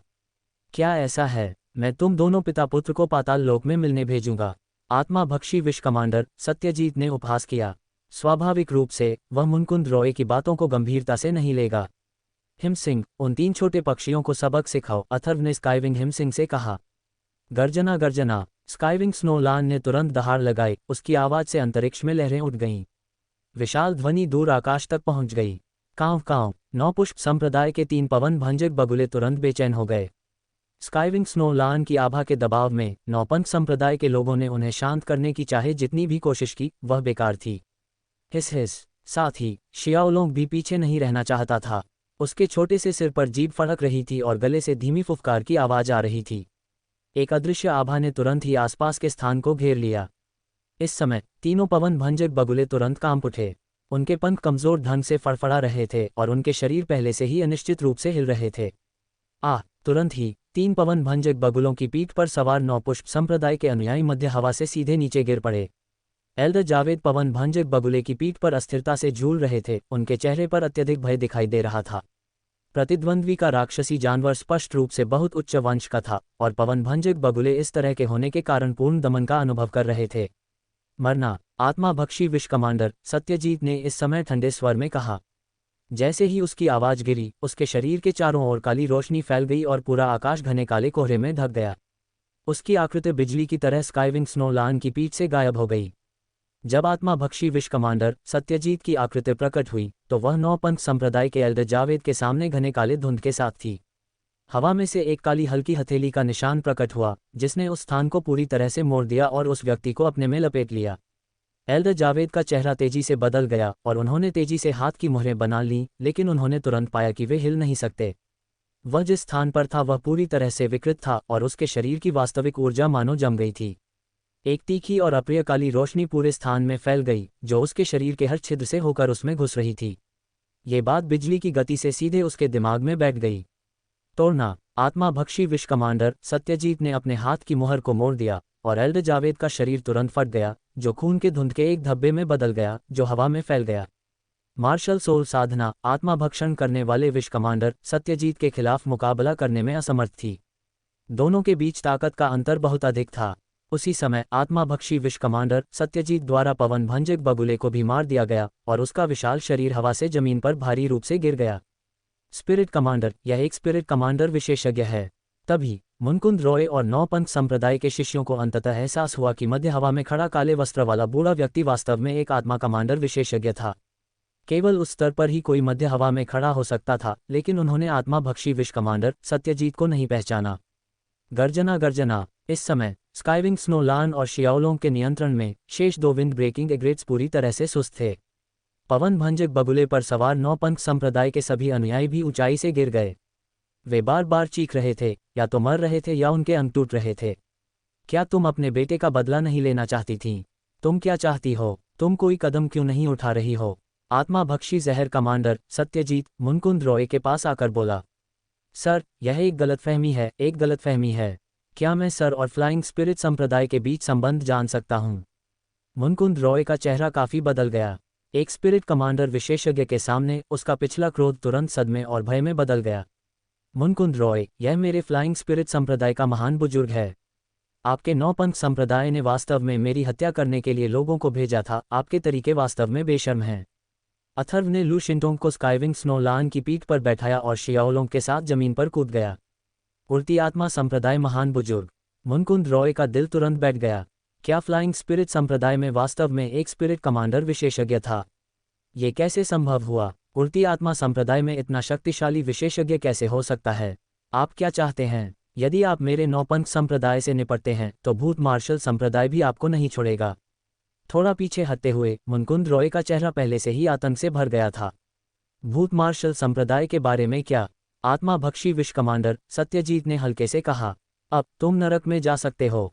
जैसे ही उसकी आवाज गिरी, आत्माभक्षी विष कमांडर सत्यजीत का आकार सीधे मुनकुंद रॉय की ओर झपटा। मैं तुमसे मरते दम तक लड़ूंगा। मुनकुंद रॉय का चेहरा डूब गया। वह एक संप्रदाय का स्वामी था, 5वें स्तर का मार्शल जनरल। इस हद तक धकेला जाना स्वाभाविक रूप से वह अनिच्छुक था।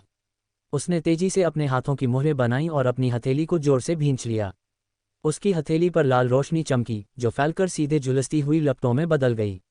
आग की लपटें भड़क उठीं और तुरंत ही पूरे स्थान को अपनी चपेट में ले लिया। गर्जन वाली लपटें ऊपर की ओर उठीं, फिर झुलसा देने वाली गर्म हवा की सीटी जैसी ध्वनि के साथ हिलीं और आत्माभक्षी विष कमांडर सत्यजीत की ओर बढ़ीं। आत्माभक्षी विष कमांडर सत्यजीत ने उपहास किया। उसकी आंखें ठंडे इरादे से चमक रही थीं। फिर वह बिना किसी डर के शांत भाव से उठती लपटों को देखता रहा। उन्होंने अपने हाथों पर मुहरें बनाई और आध्यात्मिक ज्वालाओं का एक समूह तुरंत उनके शरीर के चारों ओर संघनित होकर बाहर की ओर बहने लगा। सभी आत्मा मास्टरों के पास आध्यात्मिक अग्नि थी, लेकिन इस समय आत्मा भक्षण करने वाले विष कमांडर सत्यजीत की आध्यात्मिक अग्नि के रंग में काले प्रकाश के निशान थे। बैंग बैंग, आग की दो धाराएं आपस में भयंकर रूप से टकराईं, चारों ओर चिंगारियां उड़ने लगीं। हिंसक बल बिखर गया और अनगिनत लपटें बाहर निकलीं, फिर हवा में आतिशबाजी की तरह बुझ गईं। हिंसक बल तितर बितर हो गया और आसपास की भीड़ के पास तेजी से पीछे हटने के अलावा कोई विकल्प नहीं बचा। इस स्तर पर आम लोगों में इसमें फंसने की ताकत नहीं थी। जैसे ही दोनों टकराए, मुनकुंद रॉय को तुरंत दर्जनों मीटर पीछे धकेल दिया गया। उसका चेहरा तुरंत थोड़ा बदल गया। एक बहुत बड़ी ताकत उमड़ पड़ी और उसके शरीर में खून लगातार दौड़ने लगा। ताज़ा खून का एक कौर पहले ही उसके गले तक पहुंच चुका था। आत्माभक्षी विश कमांडर सत्यजीत कुछ नहीं बोले। उनके चेहरे पर एक ठंडी भावना झलक रही थी। उसका शरीर तुरंत ही अपने मूल स्थान से गायब हो गया और जब वह पुनः प्रकट हुआ तो वह मुनकुंद रॉय से ज्यादा दूर नहीं था। नीचे की ओर एक काले प्रकाश का पंजा निशान फैला हुआ था। एक तेज फाड़ने की आवाज हवा में गूंज रही थी। पंजे का निशान बहुत ही चालाक और निर्दयी था, जो मुनकुंद रॉय के सभी महत्वपूर्ण बिंदुओं पर निशाना साध रहा था और यहाँ तक कि आसपास का स्थान भी मुड़ने लगा था। क्रोधित ज्वाला फूट। मुनकुंद रॉय ने आत्माभक्षी विश कमांडर सत्यजीत को फिर से हमला करते देखा। उसका चेहरा आतंक से भरा हुआ था। वह दहाड़ा और उसके शरीर के चारों ओर अग्निगुण वाली सच्ची ऊर्जा हिंसक रूप से बाहर निकल आई। एक आश्चर्यजनक बात फैल सकती है, मानो वह पहले से ही अपनी पूरी ताकत का उपयोग कर रहा हो। हाथ की सीलें तेजी से उड़ीं और उसके शरीर के चारों ओर की असली ऊर्जा गर्जना करने लगी, जो तुरंत उसके सामने आग की एक विशाल गेंद में संघनित हो गई। आग की भयावह लपटें कई 100 मीटर तक ऊंची उठ रही थीं। इस दौरान अंतरिक्ष भी लाल रंग की दरार की तरह फट गया और स्थानिक वायु प्रवाह तुरंत ही धुएं में बदल गया। मार्शल जनरल की ताकत मार्शल सोल से अतुलनीय है, अथर्व ने दूर से सोचा। मुनकुंद रॉय की ताकत निश्चित रूप से शक्तिशाली मानी जाती थी। दुर्भाग्यवश उसका सामना आत्माभक्षी विश कमांडर सत्यजीत से हुआ। ये तो बच्चों का खेल है। आत्माभक्षी विश कमांडर सत्यजीत मध्य हवा में था। पंजे का एक निशान नीचे की ओर फट गया, जो बिजली की तरह बाहर निकला। बिना किसी रोक टोक के पंजे का निशान हवा के विपरीत दिशा में बढ़ता गया और तुरंत ही 1000 मीटर आकार में परिवर्तित हो गया, जो पूरे स्थान को ढकता हुआ प्रतीत हुआ। एक घनी काली रोशनी भीड़ के सिरों को ढक रही थी, मानो सूरज को ढक रही हो। आसमान अंधेरा और उदास हो रहा था। हुश हुश। हालांकि जैसे ही पंजे का निशान आग की लपटों के गोले से टकराया, पंजे का निशान सीधे आगे की ओर बढ़ गया और आग की लपटों को जोर से जकड़ लिया। अंतरिक्ष को चीर देने वाली गति के साथ इसने आग के गोले को तुरंत टुकड़ों में फाड़ दिया। यद्यपि पंजे का निशान थोड़ा अवरुद्ध था, फिर भी आगे की ओर गति हिंसक रूप से बह रही थी, जिससे सीधे स्थान हिल रहा था। एक पल में पंजे का निशान उस जगह पर भारी रूप से गिर गया जहां मुनकुंद रॉय स्थित था।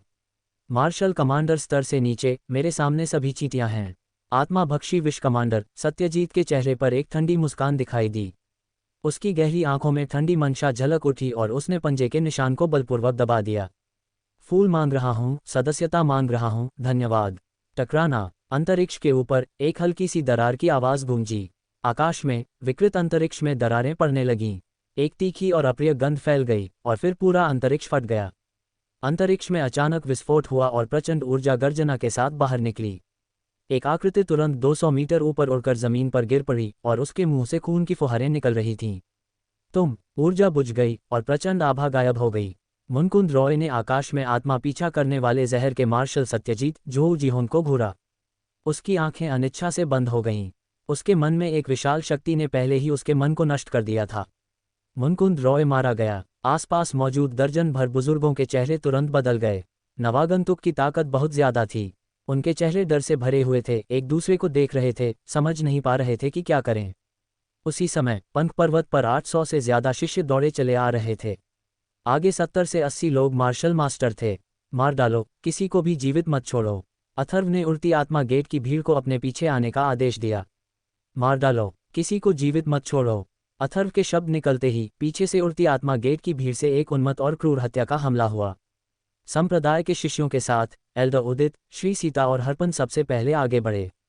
जैसे ही नौपंथ द्वार के शिष्य पहाड़ की चोटी से नीचे उतरे, उन्होंने देखा कि उड़ती आत्मा गेट के लोग तेजी से दौड़ रहे हैं। प्राचीनों के समूह को देखकर उन्होंने पाया कि सभी प्राचीन तेजी से पीछे हट रहे थे। एक क्षण में दोनों पक्ष आपस में भिड़ गए और एक दूसरे पर हमला बोल दिया। अथर्व ने पूरा दृश्य देखा। नौपंथ द्वार के शिष्यों की संख्या आधी से भी ज्यादा थी और उनकी ताकत भी काफी ज्यादा थी। हालांकि उड़ती आत्मा गेट के शिष्यों की गति बहुत तेज थी, फिर भी उन्हें कोई फायदा नहीं होगा।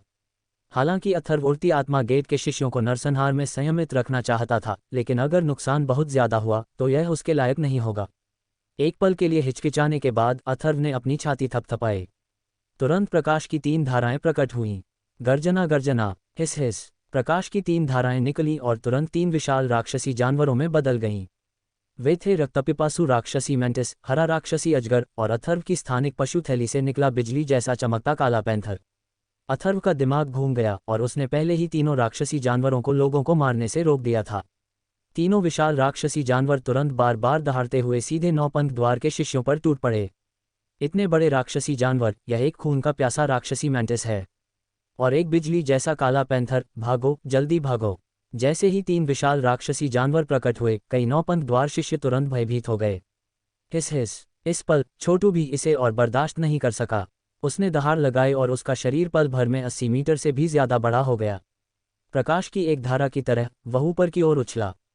पल भर में नौपंथ द्वार मार्शल मास्टर बिजली की तरह छोटू के पेट में समा गया। दहाड़ दहाड़। बिजली जैसे काले पैंथर के विशाल शरीर और उसकी अत्यंत तीव्र गति ने तुरंत ही नौपंथ द्वार के दो शिष्यों को काट लिया और कुचल दिया। चारों ओर खून फैल गया।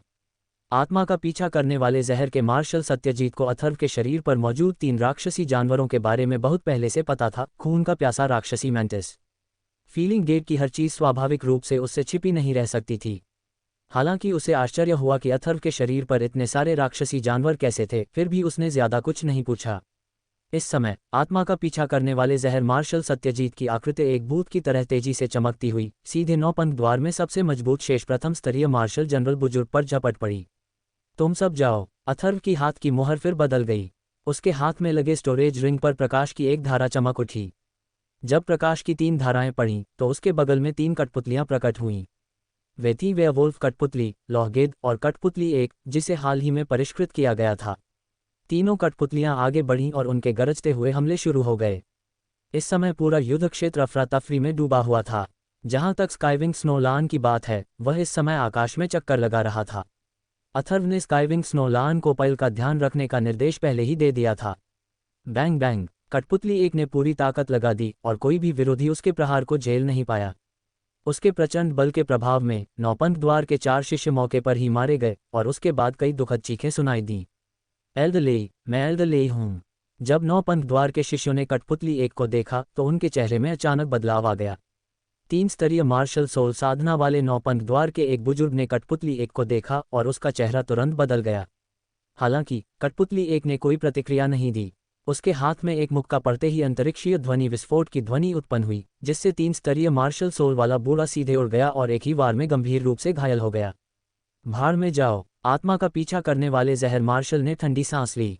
हजारों काली रोशनियां उसके हाथ में इकट्ठी हुईं और फिर अंतरिक्ष को भेदती हुई बाहर निकल गईं। उसका निशाना पहले से ही नौपंथ द्वार का बचा हुआ प्रथम स्तरीय मार्शल जनरल था। क्षेत्र में एक से ज्यादा स्तरों के अंतर के साथ जब उन्होंने लड़ाई शुरू की तो कोई रहस्य नहीं था।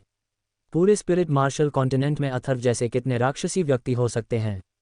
केवल अथर्व जैसे लोगों में ही उच्च स्तर के विरोधियों को चुनौती देने की ताकत थी। नौपंथ द्वार का ये प्रथम स्तरीय मार्शल जनरल स्वाभाविक रूप से soul chasing poison marshal Satyajit का विरोध करने में असमर्थ था, इसलिए क्षण भर में soul chasing poison marshal Satyajit ने उसे वहीं पर मार गिराया।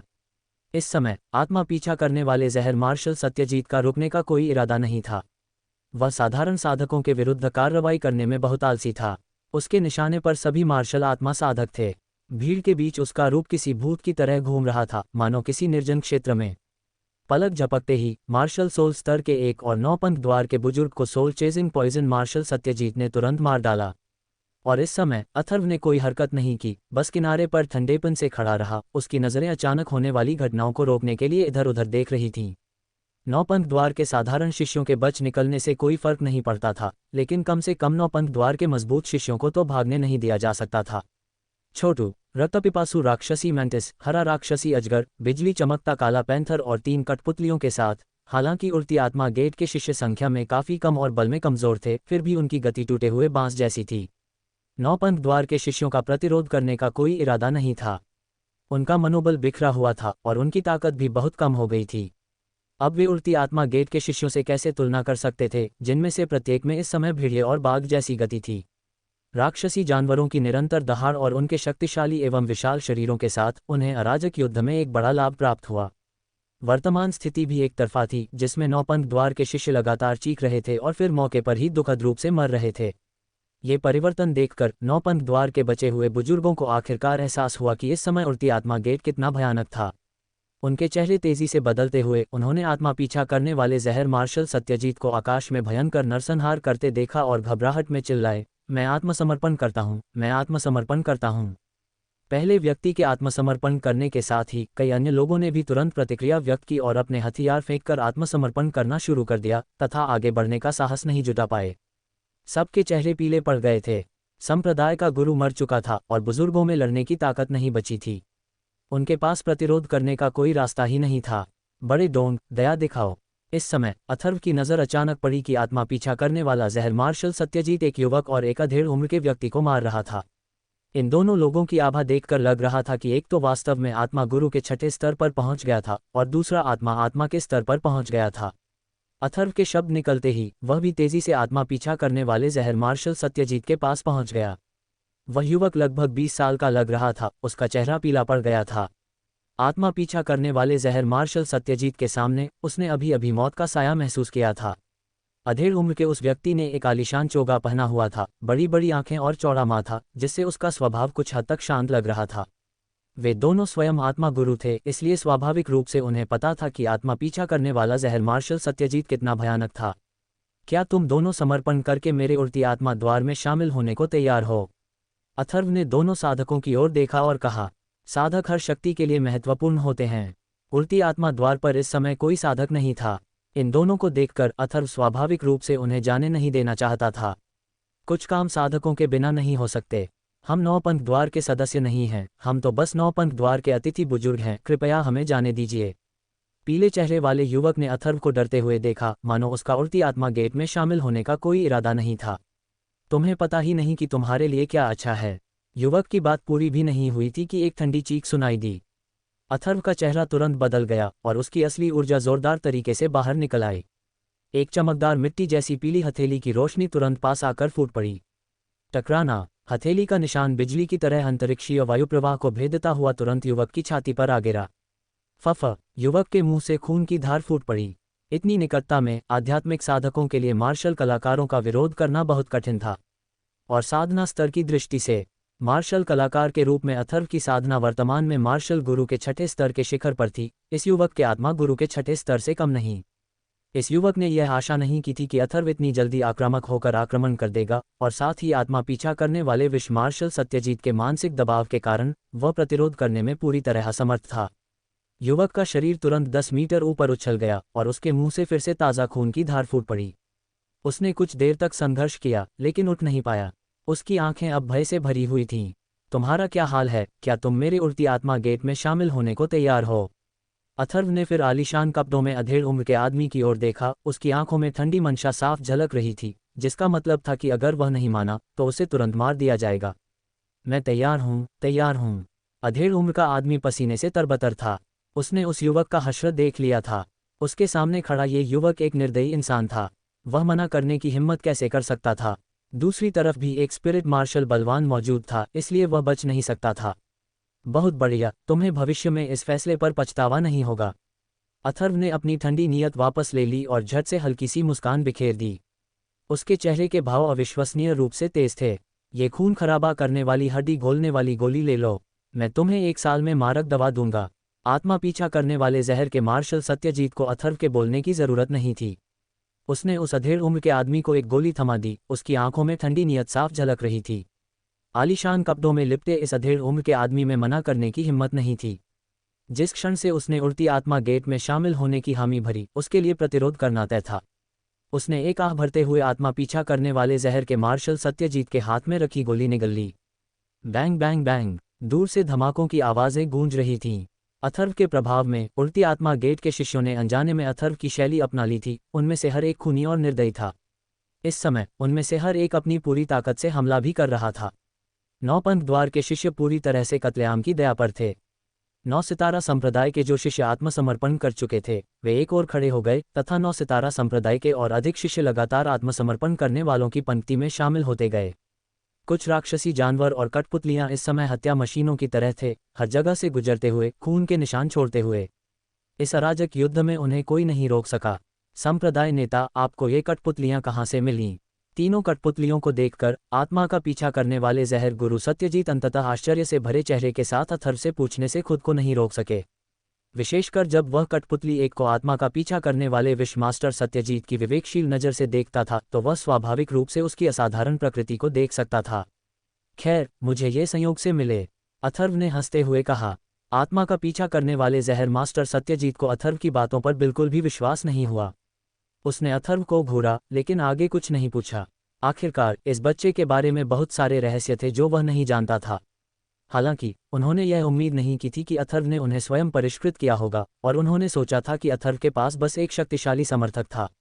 भले ही अथर्व ने अब उसे बताया कि उसने इन कठपुतलियों को स्वयं परिष्कृत किया है, आत्मा का पीछा करने वाले विश्व मास्टर सत्यजीत शायद इस पर विश्वास नहीं करेंगे। कठपुतली एक की ताकत को देखते हुए ये पहले से ही एक देर से चरण 4 मौसम कठपुतली थी, कुछ ऐसा जिसे परिष्कृत करना एक साधारण आत्मा जनरल के लिए भी मुश्किल होगा। इसके अलावा वह ये भी नहीं मानता था कि अथर्व एक आत्मा साधक भी था। यदि कोई व्यक्ति पूर्ण गुण वाला मार्शल साधक और आत्मा साधक दोनों हो, तो किसी अन्य के पास जीने का कोई कारण नहीं होगा। इस समय 9 सितारा संप्रदाय के शिष्य पूरी तरह से वध की दया पर थे। 800 से अधिक शिष्यों में से आधे से अधिक मारे गए थे, विशेषकर वे जो कठपुतलियों और राक्षसी जानवरों द्वारा मारे गए थे, और वे सभी बुरी तरह मर गए थे। हर जगह अंग विच्छेदित थे और 9 स्टार माउंटेन के नीचे खून से लाल जमीन लथपथ थी। अथर्व ने पूरे दृश्य का निरीक्षण किया। 9 सितारा संप्रदाय में लगभग 300 लोगों ने आत्मसमर्पण कर दिया था, और केवल कुछ दर्जन लोग अभी भी हताश होकर प्रतिरोध कर रहे थे, जो अब समग्र स्थिति को प्रभावित करने में सक्षम नहीं थे। पुनः प्राप्त करना, एक विचार के साथ अथर्व ने तुरंत मध्यम आयु वर्ग के व्यक्ति की अचंभित निगाहों के नीचे 3 कठपुतलियों को अपने स्थानिक बैग में डाल दिया। अथर्व अभी भंडारण रिंग का रहस्य उजागर नहीं करना चाहता था, वह बाद में कठपुतलियों को भंडारण रिंग में स्थानांतरित कर सकता था। इसके तुरंत बाद अथर्व ने रक्तपिपासु दानव मंटिस, ग्रीन डेमन पायथन और लाइटनिंग ब्लैक पैंथर को भी स्थानिक जानवर बैग में डाल दिया। अथर्व द्वारा इन 3 राक्षसी जानवरों को स्थानिक जानवरों के थैले में डालते हुए देखकर आत्मा का पीछा करने वाले जहर मास्टर सत्यजीत का पहला विचार ये था कि अथर्व 10,000 जानवरों के संप्रदाय से हो सकता है। केवल 10,000 पशु संप्रदाय के पास ही इस प्रकार की विधि थी। बैंग बैंग, उड़ती आत्मा संप्रदाय के शिष्यों की घेराबंदी के तहत शेष 9 सितारा संप्रदाय के सदस्य जो सख्त प्रतिरोध कर रहे थे, सभी मारे गए। उड़ती आत्मा संप्रदाय के शिष्यों का वध देखकर लगभग 300 आत्मसमर्पण करने वाले 9 सितारा संप्रदाय के शिष्य सभी अचंभित रह गए। आत्मसमर्पण करने वाले 9 सितारा संप्रदाय के कुछ बुजुर्गों के चेहरे भी सदमे से भरे हुए थे। उड़ती आत्मा संप्रदाय की ताकत उनकी कल्पना से कहीं अधिक थी।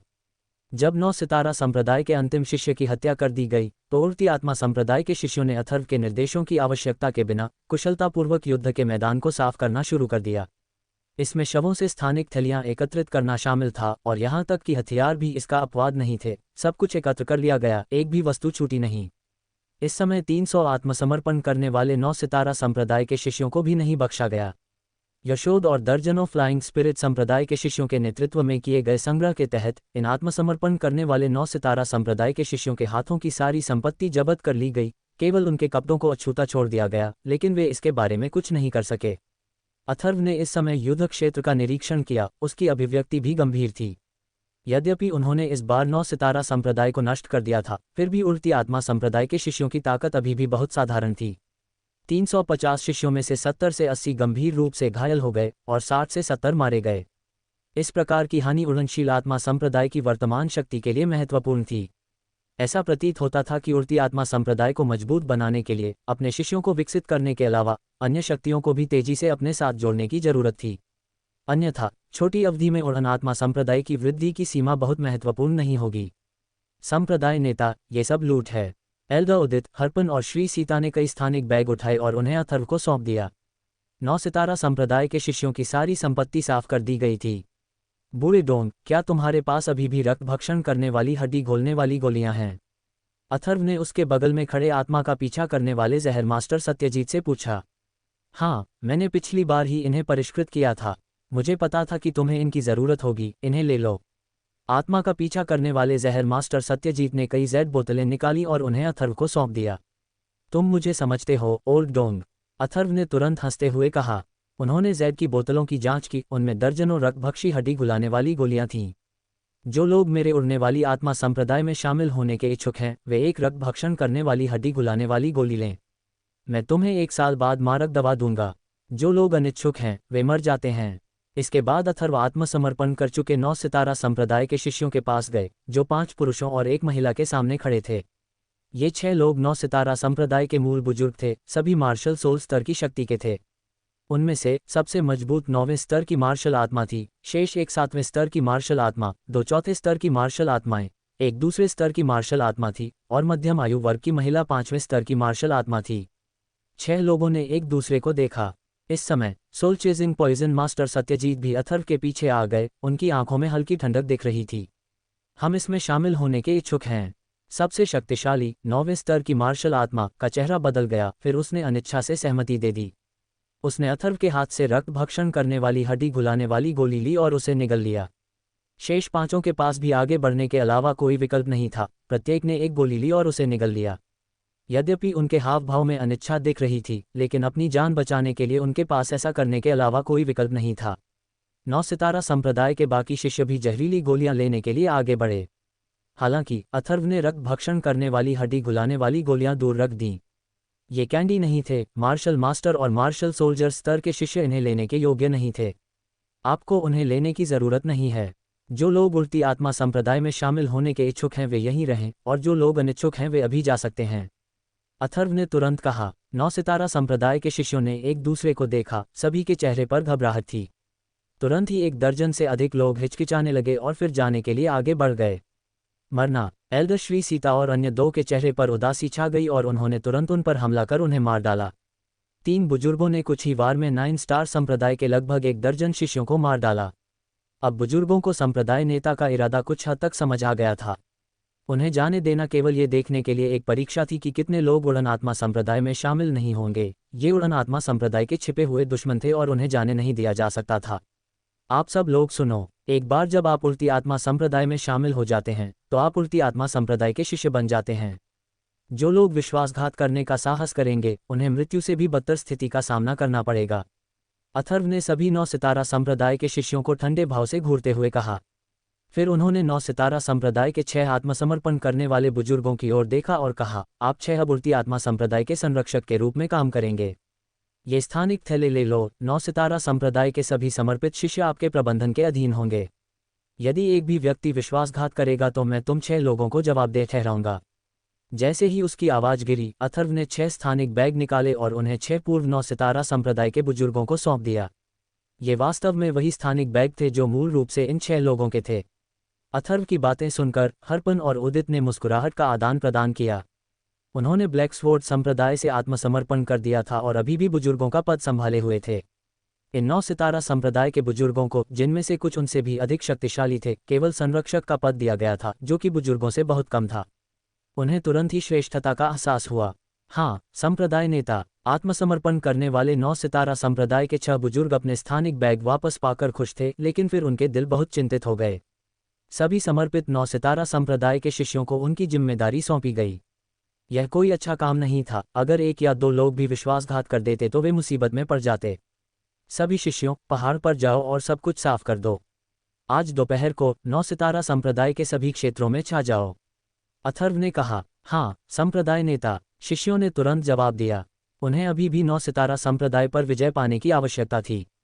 जब सभी उड़ती आत्मा संप्रदाय के शिष्य पहाड़ पर चले गए तो अथर्व 6ठे स्तर के आत्मा गुरु युवक को भी ले आया, जिसे उसने 9 स्टार पर्वत पर घायल कर दिया था। एक गुप्त कक्ष खोजने के बाद अथर्व ने स्काई विंग स्नोलान और लिटिल ड्रैगन को पहरा देने के लिए कहा, जबकि वह स्वयं गंभीर रूप से घायल और मरते हुए 6ठे स्तर के स्पिरिट मास्टर को गुप्त कक्ष में ले गया। अथर्व ने उस 6ठे स्तर के स्पिरिट मास्टर के खिलाफ अपनी पूरी ताकत का इस्तेमाल नहीं किया था। एक ऐसे आत्मा साधक से मिलना जिसे वह निगल सके आसान नहीं था, और यह साधक उसके निगलने के लिए बिल्कुल उपयुक्त था। गुप्त कक्ष के अंदर अथर्व ने यिन यांग स्पिरिट मार्शल आर्ट का प्रसार किया। एक क्षण में उसने 6ठे स्तर के आत्मा मास्टर को पूरी तरह से निगल लिया और तुरंत उसे परिष्कृत करना शुरू कर दिया। उसे 9 सितारा संप्रदाय में अन्य मामलों के बारे में चिंता करने की आवश्यकता नहीं थी और वह मन की शांति के साथ परिष्कृत हो सकता था। उस दोपहर एल्डर हरपन और अन्य 2 ने सब कुछ साफ करने के बाद 9 स्टार माउंटेन छोड़ दिया। उनमें से प्रत्येक के पास एक समर्पित 9 सितारा संप्रदाय का बुजुर्ग था जो मार्ग का नेतृत्व करता था और सीधे 9 सितारा पर्वत के क्षेत्र के भीतर 3 शहरों में जाता था। 9 सितारा संप्रदाय का क्षेत्र बहुत बड़ा था, जो मूल राक्षस संप्रदाय से कहीं अधिक बड़ा था। ये तीनों कस्बे ग्रीन फ्लावर टाउन और नौपंख टाउन से भी काफ़ी बड़े थे। स्वाभाविक रूप से अथर्व इन 3 शहरों को जाने नहीं देगा। उसने पहले ही तीनों बुजुर्गों को निर्देश दे दिया था कि वे जाकर उनमें से सफाई करें। तीनों नगरों में 9 सितारा संप्रदाय के 3 बुजुर्ग भी उनकी रक्षा कर रहे थे। हालांकि प्रत्येक बुजुर्ग द्वारा अपने साथ 3 आत्मसमर्पण करने वाले 9 सितारा संप्रदाय के बुजुर्गों को ले जाना स्थिति को संभालने के लिए पर्याप्त था। इस समय अथर्व के मन में वह लगातार उस आध्यात्मिक ऊर्जा को परिष्कृत कर रहा था जिसे उसने ग्रहण किया था। इसे थोड़ा परिष्कृत करने के बाद यह उनकी अपनी आध्यात्मिक ऊर्जा बन गई। जैसे जैसे उनकी आध्यात्मिक ऊर्जा बढ़ती गई, उनकी आत्मा भी पोषित होती गई। जैसे जैसे रात होने लगी, अथर्व की आभा बढ़ने लगी। पिछली बार सोल स्पिरिट डिवाइन लिक्विड के 2 भाग लेने के बाद उनका आध्यात्मिक ऊर्जा स्तर चौथे स्तर के स्पिरिट मास्टर के मध्य चरण तक पहुंच गया था। इस समय भस्म आध्यात्मिक ऊर्जा के पोषण के अंतर्गत उनकी आध्यात्मिक ऊर्जा लगातार बढ़ रही थी। अथर्व के चारों ओर एक पारदर्शी अदृश्य प्रभामंडल घना और चमकदार होने लगा। इस समय अथर्व ने अपने मन में महसूस किया कि उसके मन में आध्यात्मिक ऊर्जा का स्थान विस्तृत हो रहा है और पूर्ण हो रहा है, जबकि आध्यात्मिक ऊर्जा का परिष्कार और प्रवाह जारी है। एक क्षण बाद विशाल आध्यात्मिक ऊर्जा ने उसके मन के भीतर के स्थान को पूरी तरह से भर दिया तथा वह उस बिंदु पर पहुंच गई जहां से वह और अधिक नहीं बढ़ सकती थी। अथर्व को पता था कि अब वह सफलता के कगार पर है। संपीड़न करो, मेरे लिए तोड़ दो। अपने मन और आत्मा को शांत करते हुए अथर्व ने अपने हृदय में एक मौन गर्जना की। उसके हाथों की मुहरें पल भर में बदल गईं। अंततः उसने अपने मन के आध्यात्मिक ऊर्जा क्षेत्र में आध्यात्मिक ऊर्जा को नियंत्रित किया और तेजी से नीचे दबाया। तुरंत उसके मन के आध्यात्मिक ऊर्जा सागर में एक धीमी सी ध्वनि हुई और संपीड़ित ऊर्जा का एक विशाल प्रवाह फैल गया। टकराना। उसके मन के आध्यात्मिक ऊर्जा क्षेत्र में एक धीमी सी ध्वनि गूंजी। उसका शरीर उसी समय चमक उठा, उसकी आभा ऊपर उठ रही थी। उसके मन में आध्यात्मिक ऊर्जा का सागर तुरंत कई बार फैल गया और प्रचंड आध्यात्मिक ऊर्जा फिर से उमड़ पड़ी। उसी समय एक विशाल अदृश्य शक्ति सीधे उसके मन की गहराइयों में उमड़ पड़ी और उसकी आत्मशक्ति एक बार फिर काफी ठोस हो गई। वह पूरी तरह से एक ठोस बादल जैसी धुंध में बदल गई थी, एक विशाल श्वेत विस्तार जो उसकी आत्मा की गहराइयों में जमा हो गया था। उनकी आभा को स्थिर होने में काफी समय लगा। इस समय अथर्व पहले से ही 5वें स्तर के आत्मा गुरु थे। हालांकि अथर्व ने रुकने का कोई इरादा नहीं दिखाया और अपने मन में संचित आध्यात्मिक ऊर्जा को परिष्कृत करना जारी रखा। हाल ही में हुई इस सफलता ने उनकी आधी से भी कम आध्यात्मिक ऊर्जा को समाप्त कर दिया था। 6ठे स्तर के आत्मा गुरु की आध्यात्मिक ऊर्जा ने अभी अभी अथर्व को लगभग अभिभूत कर दिया था। यह आत्मा दिव्य द्रव के 2 भागों से प्राप्त ऊर्जा से कहीं अधिक शक्तिशाली थी। अगली दोपहर तीनों प्राचीन जिह्वा द्वार पर लौट आए और जिह्वा द्वार से आत्मसमर्पण करने वाले कई शिष्यों को वापस ले आए। उन तीनों ने भी काफी धन अर्जित किया था। तीनों नगरों का पूरी तरह सफाया कर दिया गया था। फुश। अगली सुबह अथर्व ने धीरे से अपनी छाती से एक गहरी सांस छोड़ी। आंखें खोलते ही उसकी निगाहें तारों जितनी गहरी थीं और उसकी आभा अब 2 दिन पहले की तुलना में कहीं ज्यादा तेज थी। मैं 5वें स्तर के आत्मा गुरु के शिखर पर पहुंच गया हूं, लेकिन यह अभी भी 6ठे स्तर के आत्मा गुरु तक पहुंचने के लिए पर्याप्त नहीं है, बस थोड़ा सा पीछे है। अथर्व ने अपने शरीर में प्रचुर आध्यात्मिक ऊर्जा को महसूस करते हुए मन ही मन बुदबुदाया। उसने उस 6ठे स्तर के आत्मा गुरु से जो आध्यात्मिक ऊर्जा ग्रहण की थी वह पूरी तरह से परिष्कृत हो चुकी थी और उसका आध्यात्मिक ऊर्जा स्तर अब 5वें स्तर के आत्मा गुरु के शिखर पर पहुंच गया था, जो 6ठे स्तर के आत्मा गुरु से बस एक बाल की दूरी पर था। फुसफुसफुस। अथर्व जब गुप्त कक्ष से बाहर निकला तो बाहर पहरा दे रहा छोटा ड्रैगन स्नेह से अथर्व के शरीर पर रेंगता हुआ अपनी जीभ हिलाने लगा। आकाशपंख वाला हिमसिंह भी आज्ञाकारी भाव से उसके करीब आ गया। संप्रदाय गुरु। 9 पंथ द्वार के मुख्य हॉल के अंदर उदित और अन्य 3 बुजुर्गों ने 3 शहरों से लूट का माल अथर्व को सौंप दिया। सब कुछ पैक कर लो। सभी लोग पंथ पर्वत छोड़कर उड़ती आत्मा गेट पर लौट आओ, अथर्व ने सभी से कहा। संप्रदाय गुरु, क्या हम 9 पंथ द्वार का क्षेत्र नहीं लेंगे? हरपन ने तुरंत असमंजस से पूछा। 9 पंथ द्वार के क्षेत्र का हमसे कोई लेना देना नहीं है। सभी को अब उड़ती आत्मा गेट लौटना है। एल्डर और मैं बाद में स्काई विंग स्नोलान पर सवार होकर वापस आएंगे, अथर्व ने कहा। जी हाँ संप्रदाय गुरु, भीड़ ने आगे पूछने की हिम्मत नहीं की और जल्दी से व्यवस्था करने के लिए नीचे चली गई। आप बहुत उदार हैं, है ना? 9 पंथ द्वार का क्षेत्र बहुत बड़ा है, soul chasing poison master Satyajit ने सभी के चले जाने के बाद कहा। एल्डर सत्यजीत, बात यह नहीं है कि मैं उदार हूँ, बल्कि यह है कि मुझमें इसे निगलने की ताकत नहीं है। अगर मैं 9 पंथ द्वार के इलाके पर कब्जा कर लूँ तो भूत संप्रदाय शायद इसे पसंद नहीं करेगा, अथर्व ने व्यंग्यात्मक मुस्कान के साथ कहा। 9 पंथ द्वार के पास काफी बड़ा इलाका था और अगर वह इसे नहीं चाहता तो यह अजीब होगा। 9 पंथ द्वार को नष्ट करना उचित था, लेकिन उसके इलाके पर कब्जा करने से वह बेकार हो जाता। इसके अलावा 9 पंथ द्वार के इलाके का असली मालिक अभी भी भूत संप्रदाय ही था। 9 पंथ द्वार के इलाके पर कब्जा करना निस्संदेह भूत संप्रदाय को भड़काना होगा। ये सही है। गुइवु संप्रदाय उड़ती आत्मा गेट को 9 पंथ द्वार के क्षेत्र पर कब्जा नहीं करने देगा और उड़ती आत्मा गेट के पास अभी वह ताकत नहीं है। बेहतर है कि इसे अनिच्छा से छोड़ दिया जाए, soul chasing poison master Satyajit ने अथर्व को प्रशंसा से देखते हुए कहा। एक दिन मैं इसे वापस ले लूंगा, अथर्व ने दांत पीसते हुए कहा। जब उड़ती आत्मा गेट की ताकत बढ़ेगी तो उसे गुइवु संप्रदाय की चिंता नहीं करनी पड़ेगी। हे मुझे तुम पर यकीन है बच्चे, वो दिन ज्यादा दूर नहीं है, soul chasing poison master Satyajit ने कहा। फिर बूढ़े और जवान ने एक दूसरे को जानने वाली नजरों से देखा और एक धूर्त मुस्कान बिखेरी। पंख पर्वत के नीचे एक क्षण बाद लगभग 600 लोग एक विशाल जुलूस में सवार होकर धूल का गुबार उड़ाते हुए चले गए। कभी भव्य जीव हुआ द्वार अब खाली था, पर्वत की तलहटी खून की नदी बन गई थी, सैकड़ों लाशें जमीन पर बेतरतीब ढंग से बिखरी पड़ी थी, उन्हें छुआ तक नहीं गया था। ये भी अथर्व ने जानबूझकर गुइवु संप्रदाय को दिखाने के लिए छोड़ दिया था। पंख पर्वत के आसपास की कई छोटी छोटी सेनाओं ने भी पिछले 2 दिनों में पंख पर्वत पर हुए परिवर्तनों को देखा और वे चारों ओर एकत्रित हो गईं, तथा फीलिंग गेट से लोगों के चले जाने के बाद ही वे वहां पहुंचने का साहस कर पाईं। नौपंख द्वार के विनाश को देखकर कई लोगों की सांसें थमसी गईं। कुछ लोगों ने यह भी पहचान लिया कि यह फेलिंग गेट ने किया था। कुछ समय के लिए फेलिंग गेट आसपास के इलाके में मशहूर हो गया और उसकी थोड़ी बहुत प्रतिष्ठा भी हो गई। सभी लोग फेलिंग गेट पर भी ध्यान देने लगे।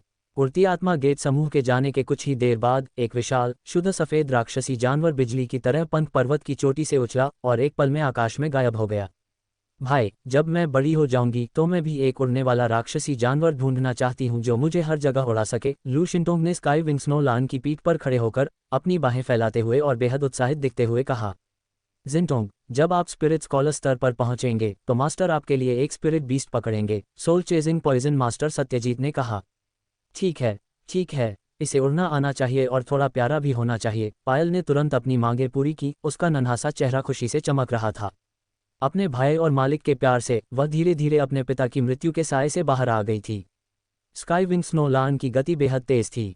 रात होने तक वह पंख पर्वत से उड़ती आत्मा गेट तक पहुंच चुका था, जबकि श्री सीता और बाकी लोगों को पहुंचने में 3 दिन और लगेंगे। एल्डर सत्यजीत, मैं हाल ही में कुछ समय के लिए प्राचीन क्षेत्र छोड़ने की योजना बना रहा हूं, अथर्व ने अपने निवास के कमरे में पालथी मारकर बैठे हुए आत्मा का पीछा करने वाले विश्वमास्टर सत्यजीत से बात करते हुए कहा। कब तक? आत्मा का पीछा करने वाले जहर मास्टर सत्यजीत ने पूछा। मुझे यकीन नहीं है, शायद कम से कम 2 साल या ज्यादा से ज्यादा 3 साल, अथर्व ने एक पल सोचने के बाद कहा। अब जब नौपंख द्वार का मामला सुलझ गया है तो उसे चंद्र रहस्यवादी संप्रदाय में लौटने का कोई रास्ता ढूंढना चाहिए। उसे वे 2 चीजें हासिल करनी थी जिन्हें पाने का निर्देश नील ने उसे दिया था। 2 या 3 साल, इतना लंबा समय? आत्मा का पीछा करने वाले जहर मास्टर सत्यजीत ने आश्चर्य से कहा। शायद इस बीच कुछ बदलाव होंगे, ये कहना मुश्किल है, अथर्व ने कहा। योजनाएं कभी भी बदलावों के साथ नहीं चलतीं। चंद्र रहस्यवादी संप्रदाय के नियमों के अनुसार चंद्र रहस्यवादी संप्रदाय में प्रवेश करने के बाद साधारण शिष्यों को बाहर निकलने के लिए मार्शल सोल स्तर तक पहुंचना पड़ता था और प्रत्यक्ष शिष्यों को मार्शल जनरल स्तर तक पहुंचना पड़ता था, जिसमें समय लगता था। उड़ान स्पिरिट गेट का क्या हुआ? Soul chasing poison master Satyajit ने कुछ देर सोचा, फिर गहरी आवाज में पूछा।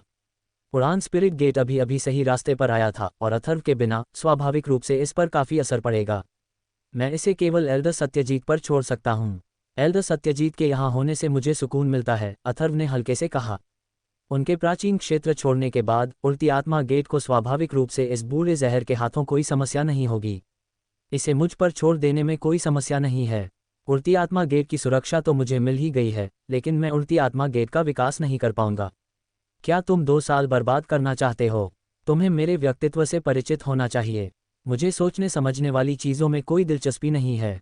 इसके अलावा मेरी चोटें अभी पूरी तरह से ठीक नहीं हुई हैं और मेरे पास उड़ती आत्मा गेट को संभालने के लिए ज्यादा समय नहीं है, सोल चेजिंग पॉइजन मास्टर ने अथर्व से कहने से पहले एक पल सोचा। अथर्व ने अपनी भौहें सिकोड़ लीं। वह स्वाभाविक रूप से बूढ़े जहरखोर के व्यक्तित्व को जानता था। उड़ती आत्मा गेट का विकास करना बूढ़े जहरखोर की क्षमता में नहीं था, और इस समय उड़ती आत्मा गेट में कोई भी ऐसा नहीं था जो समग्र नियंत्रण संभाल सके। सनी केवल व्यवसाय में ही अपना कौशल दिखा सकता था, और जहां तक हुआंग बोरान का सवाल है, वह अभी उस स्तर तक नहीं पहुंचा था। जहां तक जीत कुमार, यशोद और अन्य लोगों का सवाल है, वे अभी भी पर्याप्त नहीं थे। जब लोगों की जरूरत होती है तभी तुम्हें एहसास होता है कि कितने कम लोग हैं, अथर्व ने मन ही मन सोचा। उड़ती आत्मा गेट में अभी कोई भी ऐसा नहीं था जो पूरी तरह से नियंत्रण कर सके। अगर वह चंद्र रहस्यवादी संप्रदाय में लौट गया तो उड़ती आत्मा गेट कम से कम 2 साल के लिए टल जाएगा। जब तक आपको कोई ऐसा व्यक्ति न मिल जाए जिस पर आप भरोसा कर सकें, उड़ती आत्मा गेट अपने विकास चरण में है। 2 साल की देरी बर्दाश्त नहीं की जा सकती। इसका उड़ती आत्मा गेट पर काफी प्रभाव पड़ेगा, soul chasing poison master Satyajit ने कहा। फिलहाल ऐसा लगता है कि उड़ती आत्मा गेट में कोई भी ऐसा नहीं है जो समग्र प्रभार संभाल सके, अथर्व ने आह भरी। ठीक है, मैं तुम्हें किसी से मिलवाता हूँ। अगर तुम उसे उड़ती आत्मा गेट में शामिल करवा सको तो मुझे डर है कि 2 साल में उड़ती आत्मा गेट तुम्हें बिल्कुल चौंका देगा। Soul chasing poison master Satyajit ने अथर्व से कहने से पहले एक पल के लिए हिचकिचाहट दिखाई। वाह, क्या मैं पूछ सकता हूँ कि एल्डर सत्यजीत किसका परिचय करा रहे हैं? अथर्व ने तुरंत खुशी से पूछा। आत्मा का पीछा करने वाले जहर गुरु सत्यजीत जिस व्यक्ति का परिचय करा रहे हैं वह स्वाभाविक रूप से कोई साधारण व्यक्ति नहीं होगा।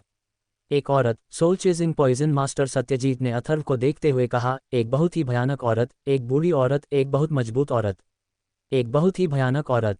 अथर्व दंग रह गई। आत्मा का पीछा करने वाले जहर गुरु सत्यजीत ने भी जिसका ऐसा वर्णन किया था वह निश्चित रूप से कोई साधारण औरत नहीं थी। ये सही है, यह महिला बहुत डरावनी है और उसका स्वभाव बहुत खराब है। अगर आप उसे उकसाएंगे तो आप कभी भी अपनी जान गंवा सकते हैं। साथ ही उसकी ताकत भी बहुत ज्यादा है। अगर मैं उससे मिल भी जाऊं तो मुझे उससे दूरी बनाए रखनी होगी। Soul chasing poison master Satyajit उस महिला को याद कर रहे थे जिसके बारे में वह बात कर रहे थे। बोलते समय उनकी भौहें थोड़ी ऊपर उठी हुई थीं। एल्डर सत्यजीत, क्या आपको यकीन है कि यह व्यक्ति मेरे उड़ती आत्मा गेट की मदद कर सकता है?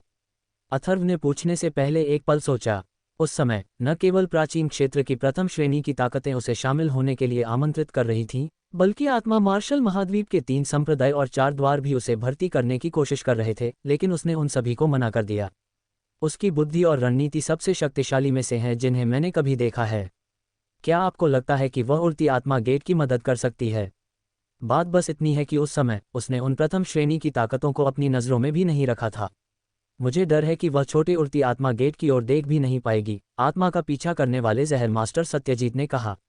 इस बच्चे ने ठान लिया है, चाहे कुछ भी हो मुझे कोशिश तो करनी ही है। अच्छा होगा कि मैं इस ताकतवर इंसान को उड़ती आत्मा गेट में शामिल होने के लिए बुला सकूं। अगर मैं ऐसा न भी कर पाऊं तो भी मैं अपनी बदकिस्मती को ही दोष दूंगा। प्लीज़ इस बच्चे को उसका नाम बता दो, एल्डर सत्यजीत, अथर्व ने दांत पीसते हुए कहा। इतने काबिल इंसान और बूढ़े जहर देने वाले ने उसे चाहे जो भी हो कोशिश तो करनी ही थी। उड़ती आत्मा गेट को लोगों की ज़रूरत थी। क्या तुम सच में जाना चाहते हो? आत्मा का पीछा करने वाले जहर मास्टर सत्यजीत ने ऊपर देखा और अथर्व से पूछा।